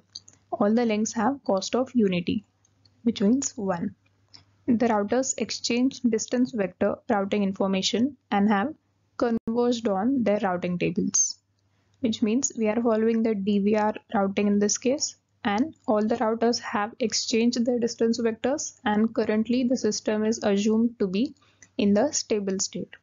But now suddenly the link QR fails. So this link breaks out of a sudden, after which this Q and R are left in the network, P and Q are left. What will they do? They will send out their routing updates to each other. And how do they do it? At random times, but each at the same average rate, which means we are not sure if P will send first or Q will send first. They do it at random times, but at the same average rate. So there arise two different scenarios: if P sends first to Q, and another if Q sends first to P. We will explore both of them. And what we need to find is the probability of a routing loop formation, which means the count to infinity problem will take place or not. That probability has to be found out. Now we know that distance vector routing suffers from count to infinity problem, but does it always occur? It depends. Let us see how. Currently, since the system is in stable state, let us check what will be the routing tables at each of these routers. So for P, Q and R, here we'll be having distance and here we'll be having the next hop. So for distance of P to P is 0, there is no next hop. Distance to Q is 1, next is Q itself, and for R the distance is 2, next hop is Q. At the router Q, the table will be P, Q and R, the distance and the next hop. For P the distance is 1, next is P. For Q itself 0. For R distance is 1, next is R. And now at R the table will be P, Q, R, distance, next hop.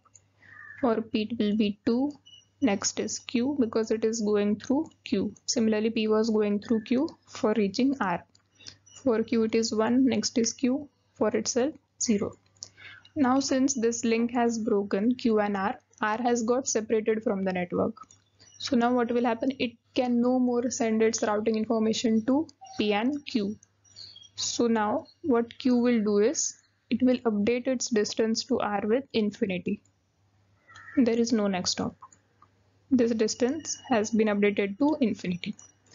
And now only this P and Q are left, R is gone. Q is aware of that, but P is not aware yet. So what will happen is, now there are two cases. In case 1, we will say that Q is sending its routing information first to P. Then what will happen? What P will do is, let us construct the routing table for P. This is P, Q, R, distance and the next hop. Then for P what happens? It checks that original distance is 0 and it is giving it 1. So it will take the minimum of the two. For reaching itself, it will be always having 0 distance. Now for Q, it is already having 1 and that is giving 0. So 0 plus 1, 1. It will stay the same. Next hop is Q. But for R, what will happen now? It originally had 2 over here, but the next hop was Q. Now what it is seeing is, what information is it getting from Q? That the distance from Q to R has become infinity. And now what P sees that it was going through Q itself, but now that distance Q to R got updated to infinity. So what it will do is 2 plus the new distance of Q to R, which basically is infinity. So now Q will come to know that the path through which it was going to R, which is Q, that distance has become infinity. So even P will update its distance to R as infinity. Hence, there is no count infinity problem in this case 1. The system has become stabilized again. Both P and Q have updated their distances to infinity. So if Q sends its information to first, then there is no problem. Now let us see the case 2 when P is sending first to Q. What will happen in this case is, let us check. This would be the routing table at Q. The distance and the next hop, P, Q and R. For P, it will stay the same 1. Next is P. For Q, it will stay the same 0 and none. But for R, what will happen now? It sees that from P, it is getting the distance as 2. And originally what it is having it at its own place, it is having infinity. So now what it does is, it comes to know that it thinks that P must be having some way to reach R in a distance of 2. So what it will do is, it knows that the distance between P to Q is 1.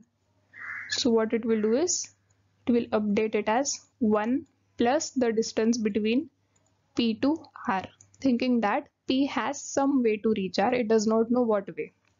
So 1 plus, what is P to R distance? 2. So 1 plus 2, 3. It updates it to 3 and marks the next hop as P. So this is what happens.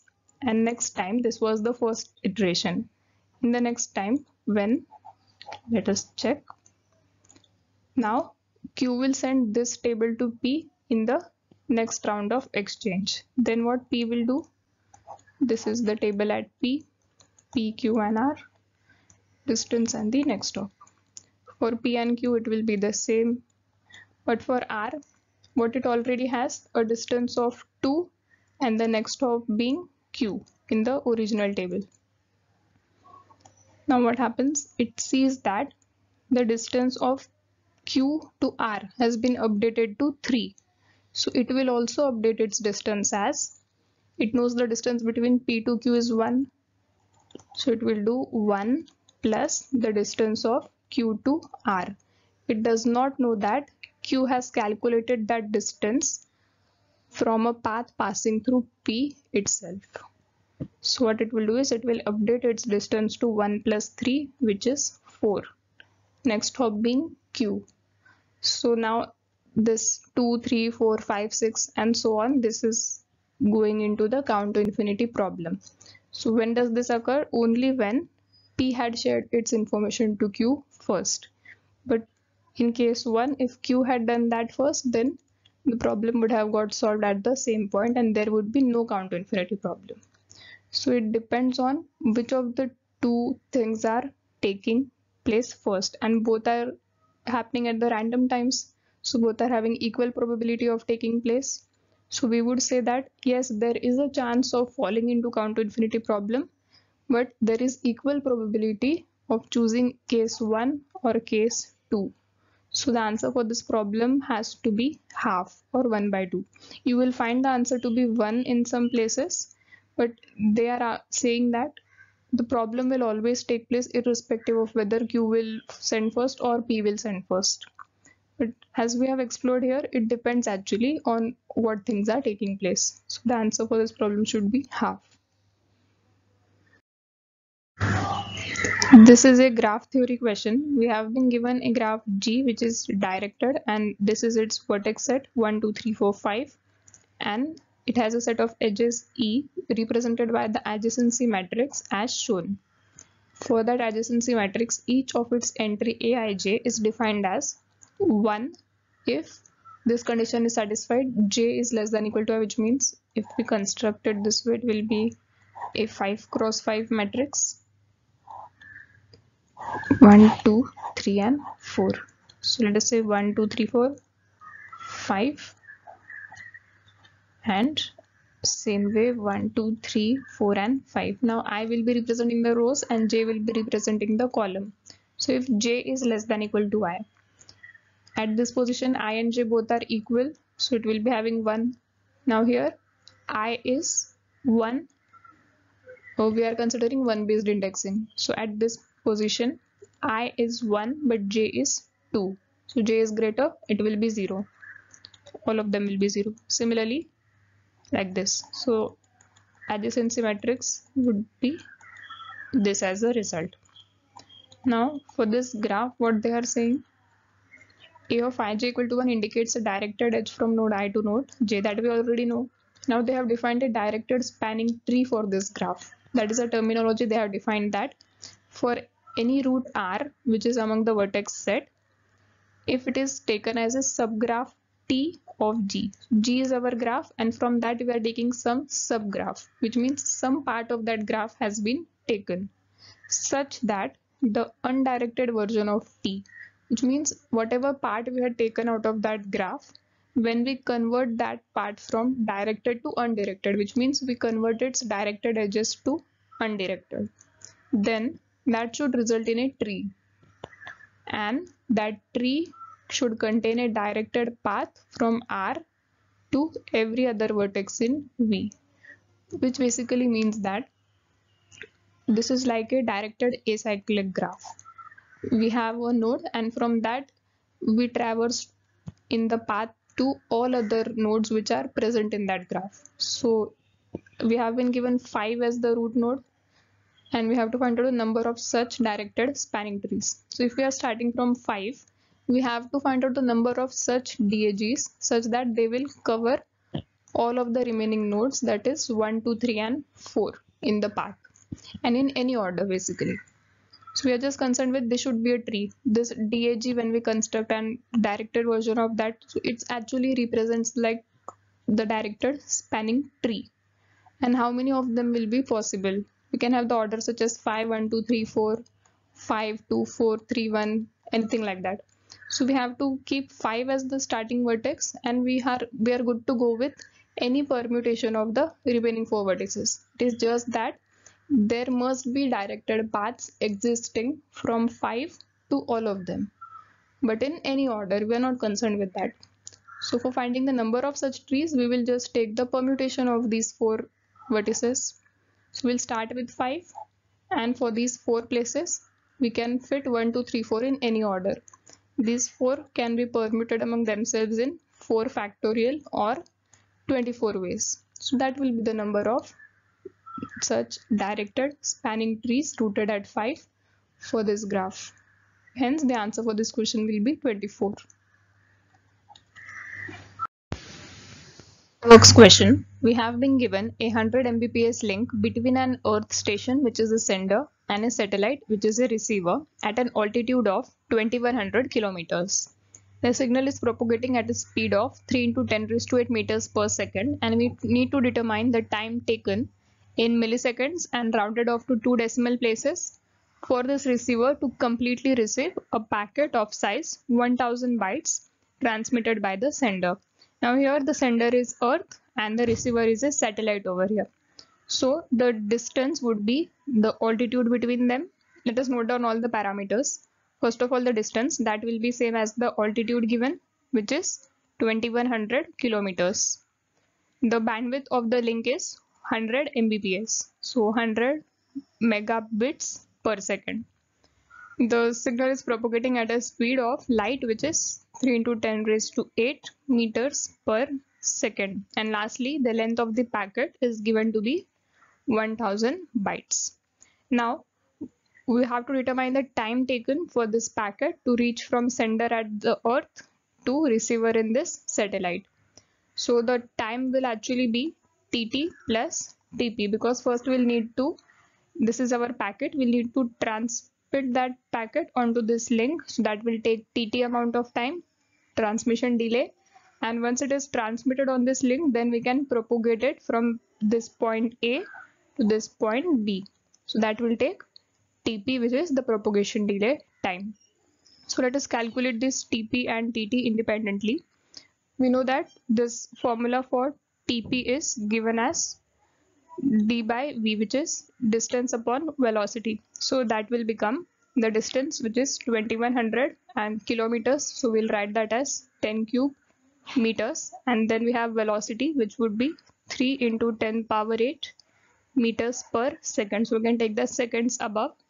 These will get cancelled out. And then we shall get this 3 is 7 times. So we have 7 into 10 raised to 5 upon 10 raised to 8 seconds. So this translates to, this 5 will get cancelled out and we'll be left with 3. So this becomes 7 by 10 cube seconds. But since we want the answer in milliseconds, this 10 cube will be combined with this and this will become 7 milliseconds in total. So that is our propagation delay. Now let us look at the transmission delay, which is L by B, the length of the packet divided by bandwidth. That will become 1000 bytes upon the bandwidth, which is 100 Mbps. So for this M, we will write that as 10 power 6, and it is a B, so we'll convert that into bytes. So we will multiply 8 on the numerator side. Then this will get converted into bytes and this second will go above. So now we will cancel out this B. These two zeros will get cancelled out, and what we are left with, 80 upon 10 raised to 6 seconds. But now we want the answer in milliseconds, so this 3 zeros will be consumed by that. This will become milliseconds. Then we have 80 upon 1000, so that becomes 0.08 milliseconds. This is our transmission delay. And our answer was TT plus TP. So we need to add both of them together. That will give us 7 plus 0.08 equal to 7.08 milliseconds. So this is the total time it will take for the packet on this Earth station to successfully reach up to the receiver, which is a satellite. And this was a numerical type question, so its answer would be 7.08. This is a computer networks question based upon TCP. We have to consider a data transfer using TCP over a 1 Gbps link. The bandwidth is given to be 1 gigabits per second and the maximum segment lifetime MSL is given to be 60 seconds. We have to determine the minimum number of bits required for the sequence number field of this TCP header to prevent the sequence number space from wrapping around during this MSL will be how much. Now we know that in one MSL we need to have all the segments with unique sequence numbers. They cannot wrap around because we cannot have two segments with the same sequence number. So the minimum number of sequence numbers required for our segments are the number of them which are consumed during this MSL time. So this will give us the total number of sequence numbers which we will need, and then based upon that we will calculate how much bits they will consume. And we also know that in the TCP header, this sequence number space field is limited. So if we exceed this limit, then we will have to place the remaining excess of the sequence number bits at other places. So let us see how much bits do we need in this case. It is saying that the bandwidth is 1 gigabits per second, which means in 1 second, how much data are we generating? 1 gigabits. Let us convert this into 10 power 9 upon 8 bytes. So in 1 second, these many bytes of data we are dealing with. And hence in the MSL time, which is 60 seconds, how much data will we have? It will be 60 by 8 into 10 power 9 bytes. And this becomes 7.5 into 10 raised to 9 bytes. So in one MSL, this is the data we are having. In total, this much is the data we have to deal with.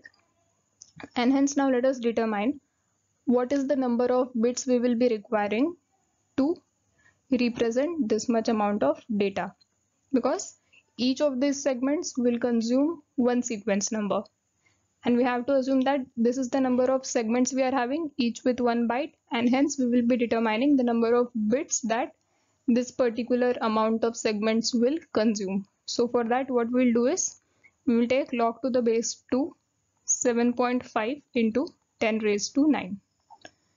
This will give us, we can simplify this a bit, like we can take log of 75 plus we can have, this will become 75 into 10 power 8. So we can take plus 8 and then upon log 2 when we convert that base from 2 to 10. Then when we evaluate this, we get the result as something around 32.8. But this is not the number of bits we can have. So we will have to take ceil of this, and hence that will give us 33. So we need 33 number of sequence number bits in order to accommodate all these segments during the MSL amount of time. And if the sequence number field exceeds this limit, then the leftover of them would be placed at different places. We have the field reserved for that as well. But in this question, we will be reporting the total number of bits which we are requiring, not what is actually there, the actual limitation. So the answer we'll be reporting is 33 itself. That is the correct answer. The organization question based upon pipeline. We have been given a processor X1 initially, which is executing. It is operating at 2 GHz and it has a standard 5-stage RISC instruction pipeline having a base CPI of 1. So initial base CPI for a normal processor is 1 without any pipeline hazards. If there are no pipeline hazards, then CPI will be taken as 1. And now for a given program P that has 30% branch instructions. So P is having 30% branch instruction. Control hazards incur 2 stall cycles for each of them for each branch. And now this was for X1.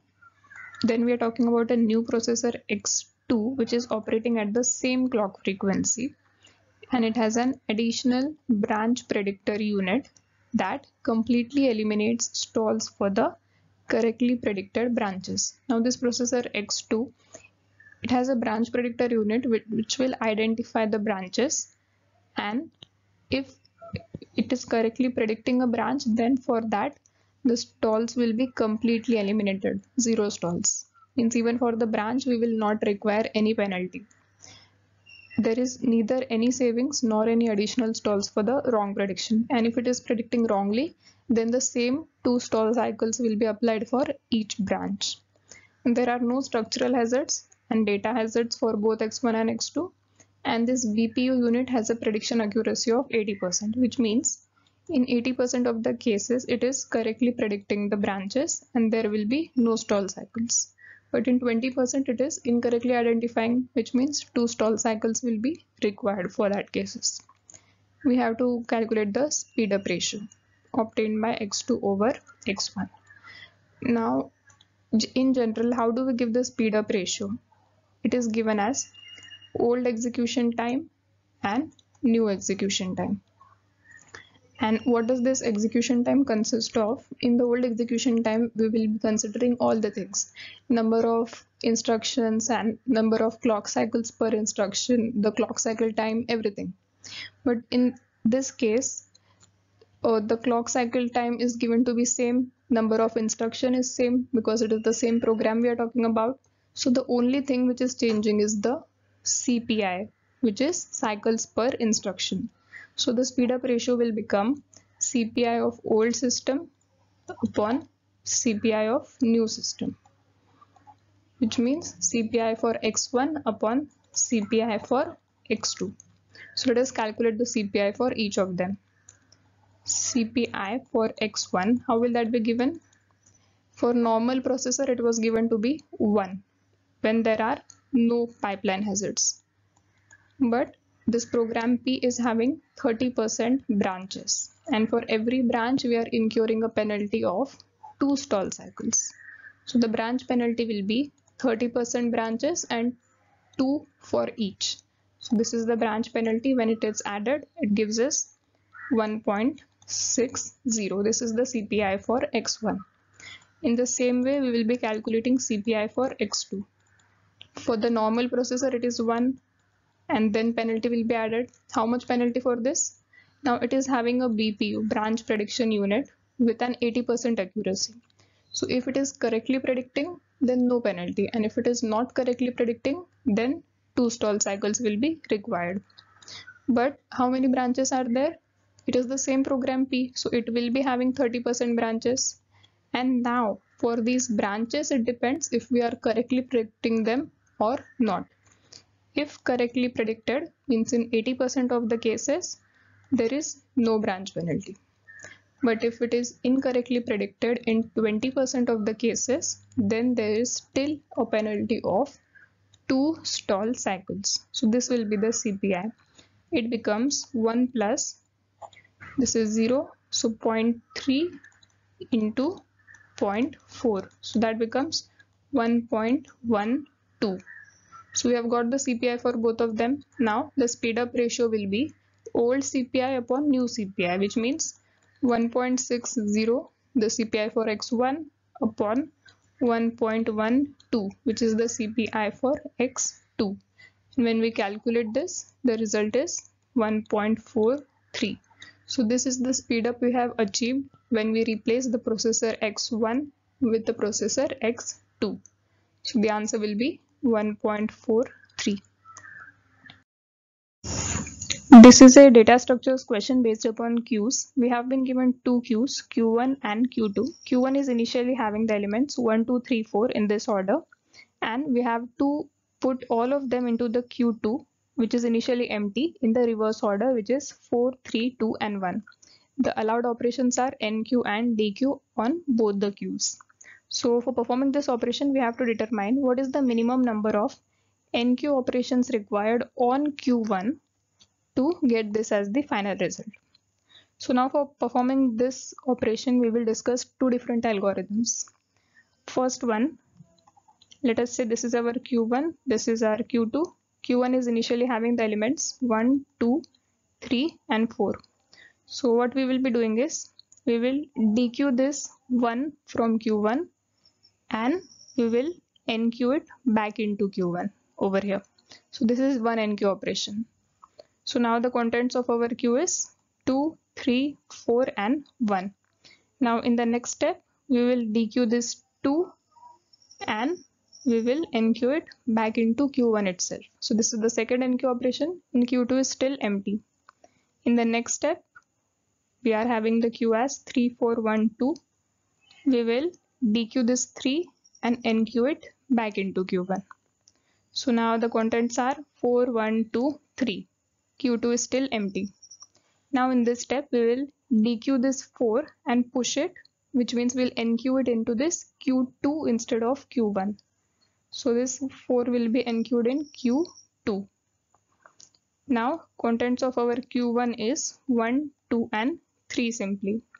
So in the next step, we will DQ this 1 and NQ it back into Q1 this way. So that is the fourth NQ operation. Now we are having the contents 2, 3 and 1. So in the next step, we will dequeue this 2 and enqueue it back. This is the fifth operation we got. Now the content is 3, 1, 2. So in this step, we will dequeue this 3 and enqueue it in Q2 instead of Q1. Now the content of Q1 is 1 and 2. So in this step, we will dequeue this 1 and enqueue it back. This is the sixth enqueue operation we got in Q1. So now content is 2 and 1. So in the next two steps, we will dequeue this 2, push it, enqueue it in Q2, and in the last step, dequeue this 1 and enqueue it in Q2. So we got the result. And with this algorithm, we required 6 enqueue operations in Q1. So with algo 1, we got 6 enqueue operations in Q1. Now let us have a look at the algo 2. Now in this algorithm, instead of enqueuing these elements in Q1, we will be enqueuing them in Q2. Let us see how. The initial contents of Q1 is 1, 2, 3 and 4. So in step 1, we will dequeue this 1 from here and enqueue it in Q2. Now in the next step, we have the content as 2, 3 and 4 in Q1. So we will dequeue this 2 and enqueue it in Q2 instead of Q1. So now in Q2 we got the elements as 1 and 2. So what we will be doing now is we will dequeue this 1 from Q2 and enqueue it back in Q2 itself. So now its contents will become 2 and 1 in that order. And over here we are having the content as 3 and 4. So in the next step, we will dequeue this 3 and enqueue it in Q2. So now its contents have become 2, 1 and 3. So in the next step, we will dequeue this 2 from Q2 and enqueue it back into Q2. So its contents have become 1, 3, 2. In the next step, do the same, dequeue this 1, enqueue it back. So now the contents have become 3, 2, 1. And over here we are having simply 4 left. So just dequeue that and enqueue that over here. So the contents Q2 became 3, 2, 1, 4. So now in the next 3 steps, we will dequeue that 3, enqueue it back. Dequeue the 2, enqueue it back. Dequeue the 1, enqueue it back. So we got the result 4, 3, 2 and 1 in Q2. And now we have observed that we performed all the enqueue operations. These are the extra enqueue operations we performed only in Q2. No extra enqueue operation was performed in Q1. So these will not be counted. We only wanted the minimum number of enqueue operations on Q1. So in this algorithm, we required 0 enqueue operations on Q1. So we have been asked the minimum number of enqueue operations. So with this two algorithms, one gave us 6 and one gave us 0. So we will go with this second algorithm and the answer will be 0. We did not require any enqueue operation on Q1. We needed 6 operations same way on Q2 but nothing on Q1. So the correct answer will be 0 for this question. Systems question based upon file organization. We are having two file systems A and B that use contiguous allocation and linked allocation respectively. So A is using contiguous allocation while B is using linked allocation. A file of size 100 blocks is already stored in both A and B. So we are assuming a file stored in both A and B and the file is having a size of 100 blocks. So this is 0 and let us say this is 99 and middle somewhere there will be 50 and 51. Same way here 0, 50, 51 and 100. Now we have to insert a new block in the middle of the file, means between the 50th and the 51st block in both of these file systems whose data is already available in the memory. Assume that there are enough free blocks at the end of the file and that the file control blocks are already present in the memory we have to determine number of disk accesses required to insert that block in the middle of the file A, denoted as NA, and in the middle of file B, denoted as NB respectively, and then we have to report their sum.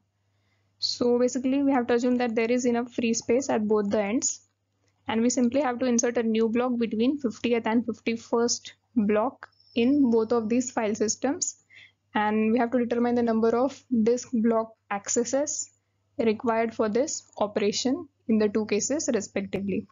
So first of all, let us distinguish between this contiguous and the linked allocation. What are the differences between them is that in contiguous allocation, all are definitely contiguously stored in the memory one after the another, and because of this there are two things. First one is that random access has become possible. We can directly jump onto the 50th block and then try to insert a new block after that.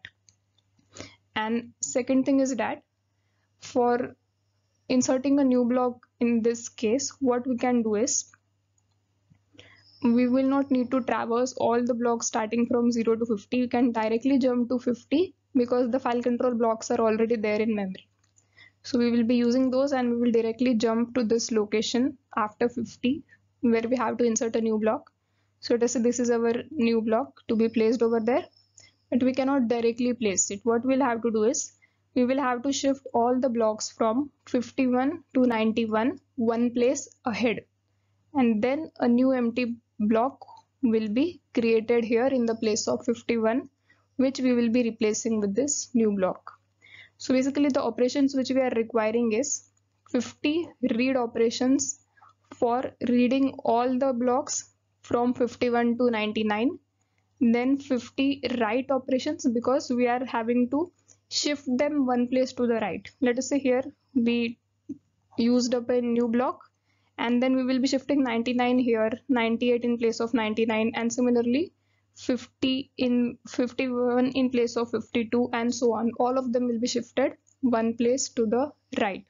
So it will involve 50 read operations, 50 write operations, and then over here at the place of 51 we will be placing the new value which is already there in the memory. So that will take again one write operation. So in total we needed 101 operations for contiguous allocation.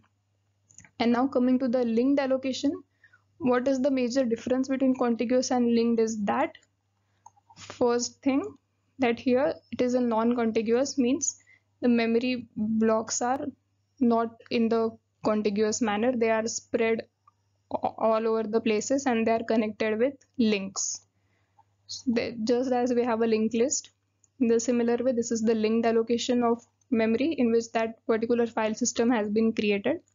So here one disadvantage is that for reaching to this place after 50 we will need to traverse all of these. We cannot directly jump to that location. So this will involve 50 read operations because we are reading all the blocks from 0 to 50. And after we reach 50 we simply have to insert a new block. So we will take that new block, and just as we insert a new node in the linked list, same operation we will be performing here.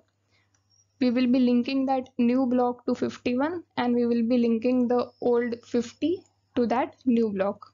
So this way it will be inserted between these two. 50 is now linked to new and new is linked to 51. So this took two write operations, or we can say two link operations because we have linked them to each other. So the total number of operations required for inserting a new block in linked allocation is 52. We do not need to shift or do anything else over here. That is the advantage of linked, but only thing is that we needed to traverse all of these. And in the contiguous we did not need to traverse, but we had to shift. So basically they are on the same track. This took 101 operations and link took 52 operations. So in total we get 101 plus 52 equal to 153 operations. So the answer will be NA plus NB equal to 153 total number of operations. This is an operating systems question from the page scheduling topic. We have been given a demand paging system with 4 initial frames and we need to follow the LRU page replacement algorithm for the given reference string. We can find the length of the string n to be 15 and start scheduling the pages as follows. We have these 4 empty frames initially due to demand paging. We start scheduling the pages in the given order. First we schedule 7 over here, then goes 2 in the next frame. This 7 is a hit. This 3 is put in the next empty frame. 2 is a hit. 5 is scheduled in the last frame. Now this 3 is again a hit, and looking at this 4, we can see that now no frame is empty, so we need to follow the LRU algorithm. So among 7, 2, 3 and 5, we find the page which is least recently used. So 3 is used just over here, 5 is used over here, 2 is used here, and 7 is the one among these 4 which has been most distantly used. So that will be replaced by 4. Now coming to 6, again we do the same thing. Among 4, 2, 3 and 5, we need to find the page which has been least recently used. So 4 is used over here, 3 is used, 5 is used, so 2 is the one which is least recently used, and that gets replaced by 6. Next we have 7. So we do the same thing. Among 4, 6, 3 and 5, we find the one least recently used page. 6 is used, 4 is used over here, 3 is used, so 5 is the one which is least recently used, and that will be replaced by 7. Now this 7 will be a hit. For 1, we do the same thing. Among 4, 6, 3 and 7, we see that 3 is the one which is least recently used, so that is replaced by 1. For this 5, among 4, 6, 1 and 7, 4 will be replaced. 6 is a hit and 1 is again a hit. So in total we got 9 page faults. Page faults are those which appear over here. We can count the number of pages in this particular block and we can see that it is 9 in total. So among 15 pages, 9 of them resulted in page faults. So the page fault rate is 9 upon 15, which you can reduce it as 3 by 5 or 0.6. So the page fault rate is 0.6 for this particular case. Design question based upon parse trees and the SDT. We have been given a grammar with these production rules in which hash and percentage, or let us say modulo operators, and they are the operators, and id is a token which represents any integer with id.val representing that integer's value. And we are having strp as a set of non-terminals, while a subscripted non-terminal, which means if s is a non-terminal, then we can put substrings s1, 2, 3 like that upon it, which will indicate another instance of the same non-terminal. For example, here we are having s derives s1 hash t. So this s1 is an older instance of s, while this s is the current instance of s. So now using this given translation scheme, we have to compute the value of the given expression. And we will be starting with preparing its parse tree first and then using these semantic rules to derive its expression's value. So we can look at the grammar that the percentage or modulo operator is having a higher priority than the hash operator, and both of them are left associative. So using this property, we will first parenthesize the given expression and then convert it into the parse tree. So how we'll parenthesize it? 20 hash 10 modulo 5 hash 8 modulo 2 modulo 2. That modulo operator is having higher priority, so we will do it this way. Yeah, this is how we will be parenthesizing the equation. Now let us start constructing the parse tree. So we are having s derives s1 hash t. This is our s. So once again, s derives s hash t. Now this s is simply getting to 20. So s t r id, and what is that id here? 20. Again, now this t is t modulo r, where this t will reduce to 10. T r id, it will be reduced to 10, and this r will be reduced to id and 5. Now on the right hand side, this entire thing is our t. So first we will be evaluating the left side modulo symbol t modulo r, and this t will once again convert to t modulo r. Now we will simply convert them into the numbers r id r id. The corresponding numbers are, here we are having 8, 2 and 2. So we have constructed the parse tree. Now let us start evaluating it. So here we can see that the expressions r derives id, so that id value is assigned to r. So this r will get the value of 20 from here. Then here we are having a production t derives r. So r value is assigned to t value, t dot value, r dot value. So that 20 is assigned to t over here. Then s derives t, t value is assigned to s value. So s gets this 20. Now over here, again this upward assignment takes place. So r becomes 10, t becomes 10. Here this r becomes 5. And this rule is t derives t modulo r. So in that case, what happens is t gets the value of t1 dot val divided by r dot val. So what is t dot val here? 10. And what is r dot val? 5. So this will be evaluated to 10 divided by 5. This t will be getting the value of t1 divided by r, means 5. So 10 divided by 5, it will be getting the value of 2. And now coming to this s, the rule used over here is s derives s hash t. So how is it evaluated? As the product. S gets the value of s1 dot val multiplied with t dot val. So from s it is getting 20, from t it is getting 2. So they will be multiplied and s will get 40. Now coming to the right hand side, again this r is given the value 8, t is assigned 8, this r is assigned 2. Now coming to this t, the division operation will take place. So 8 divided by 2, it will get the value 4. Now coming to this r, it will get the value of 2. Again now this t, division operation will take place. 4 divided by 2 is 2. So that t will be getting the value of 2. And now finally coming to the root node s, the production rule used is s derives s hash t. S1 is 40 and t is 2. So they both will be multiplied together using this particular semantic rule, and the root node s will be getting the value 40 multiplied by 2 equal to 80. So this is the value of the root, or we can say the expressions value which we got after evaluation. So the correct answer for this question will be 80.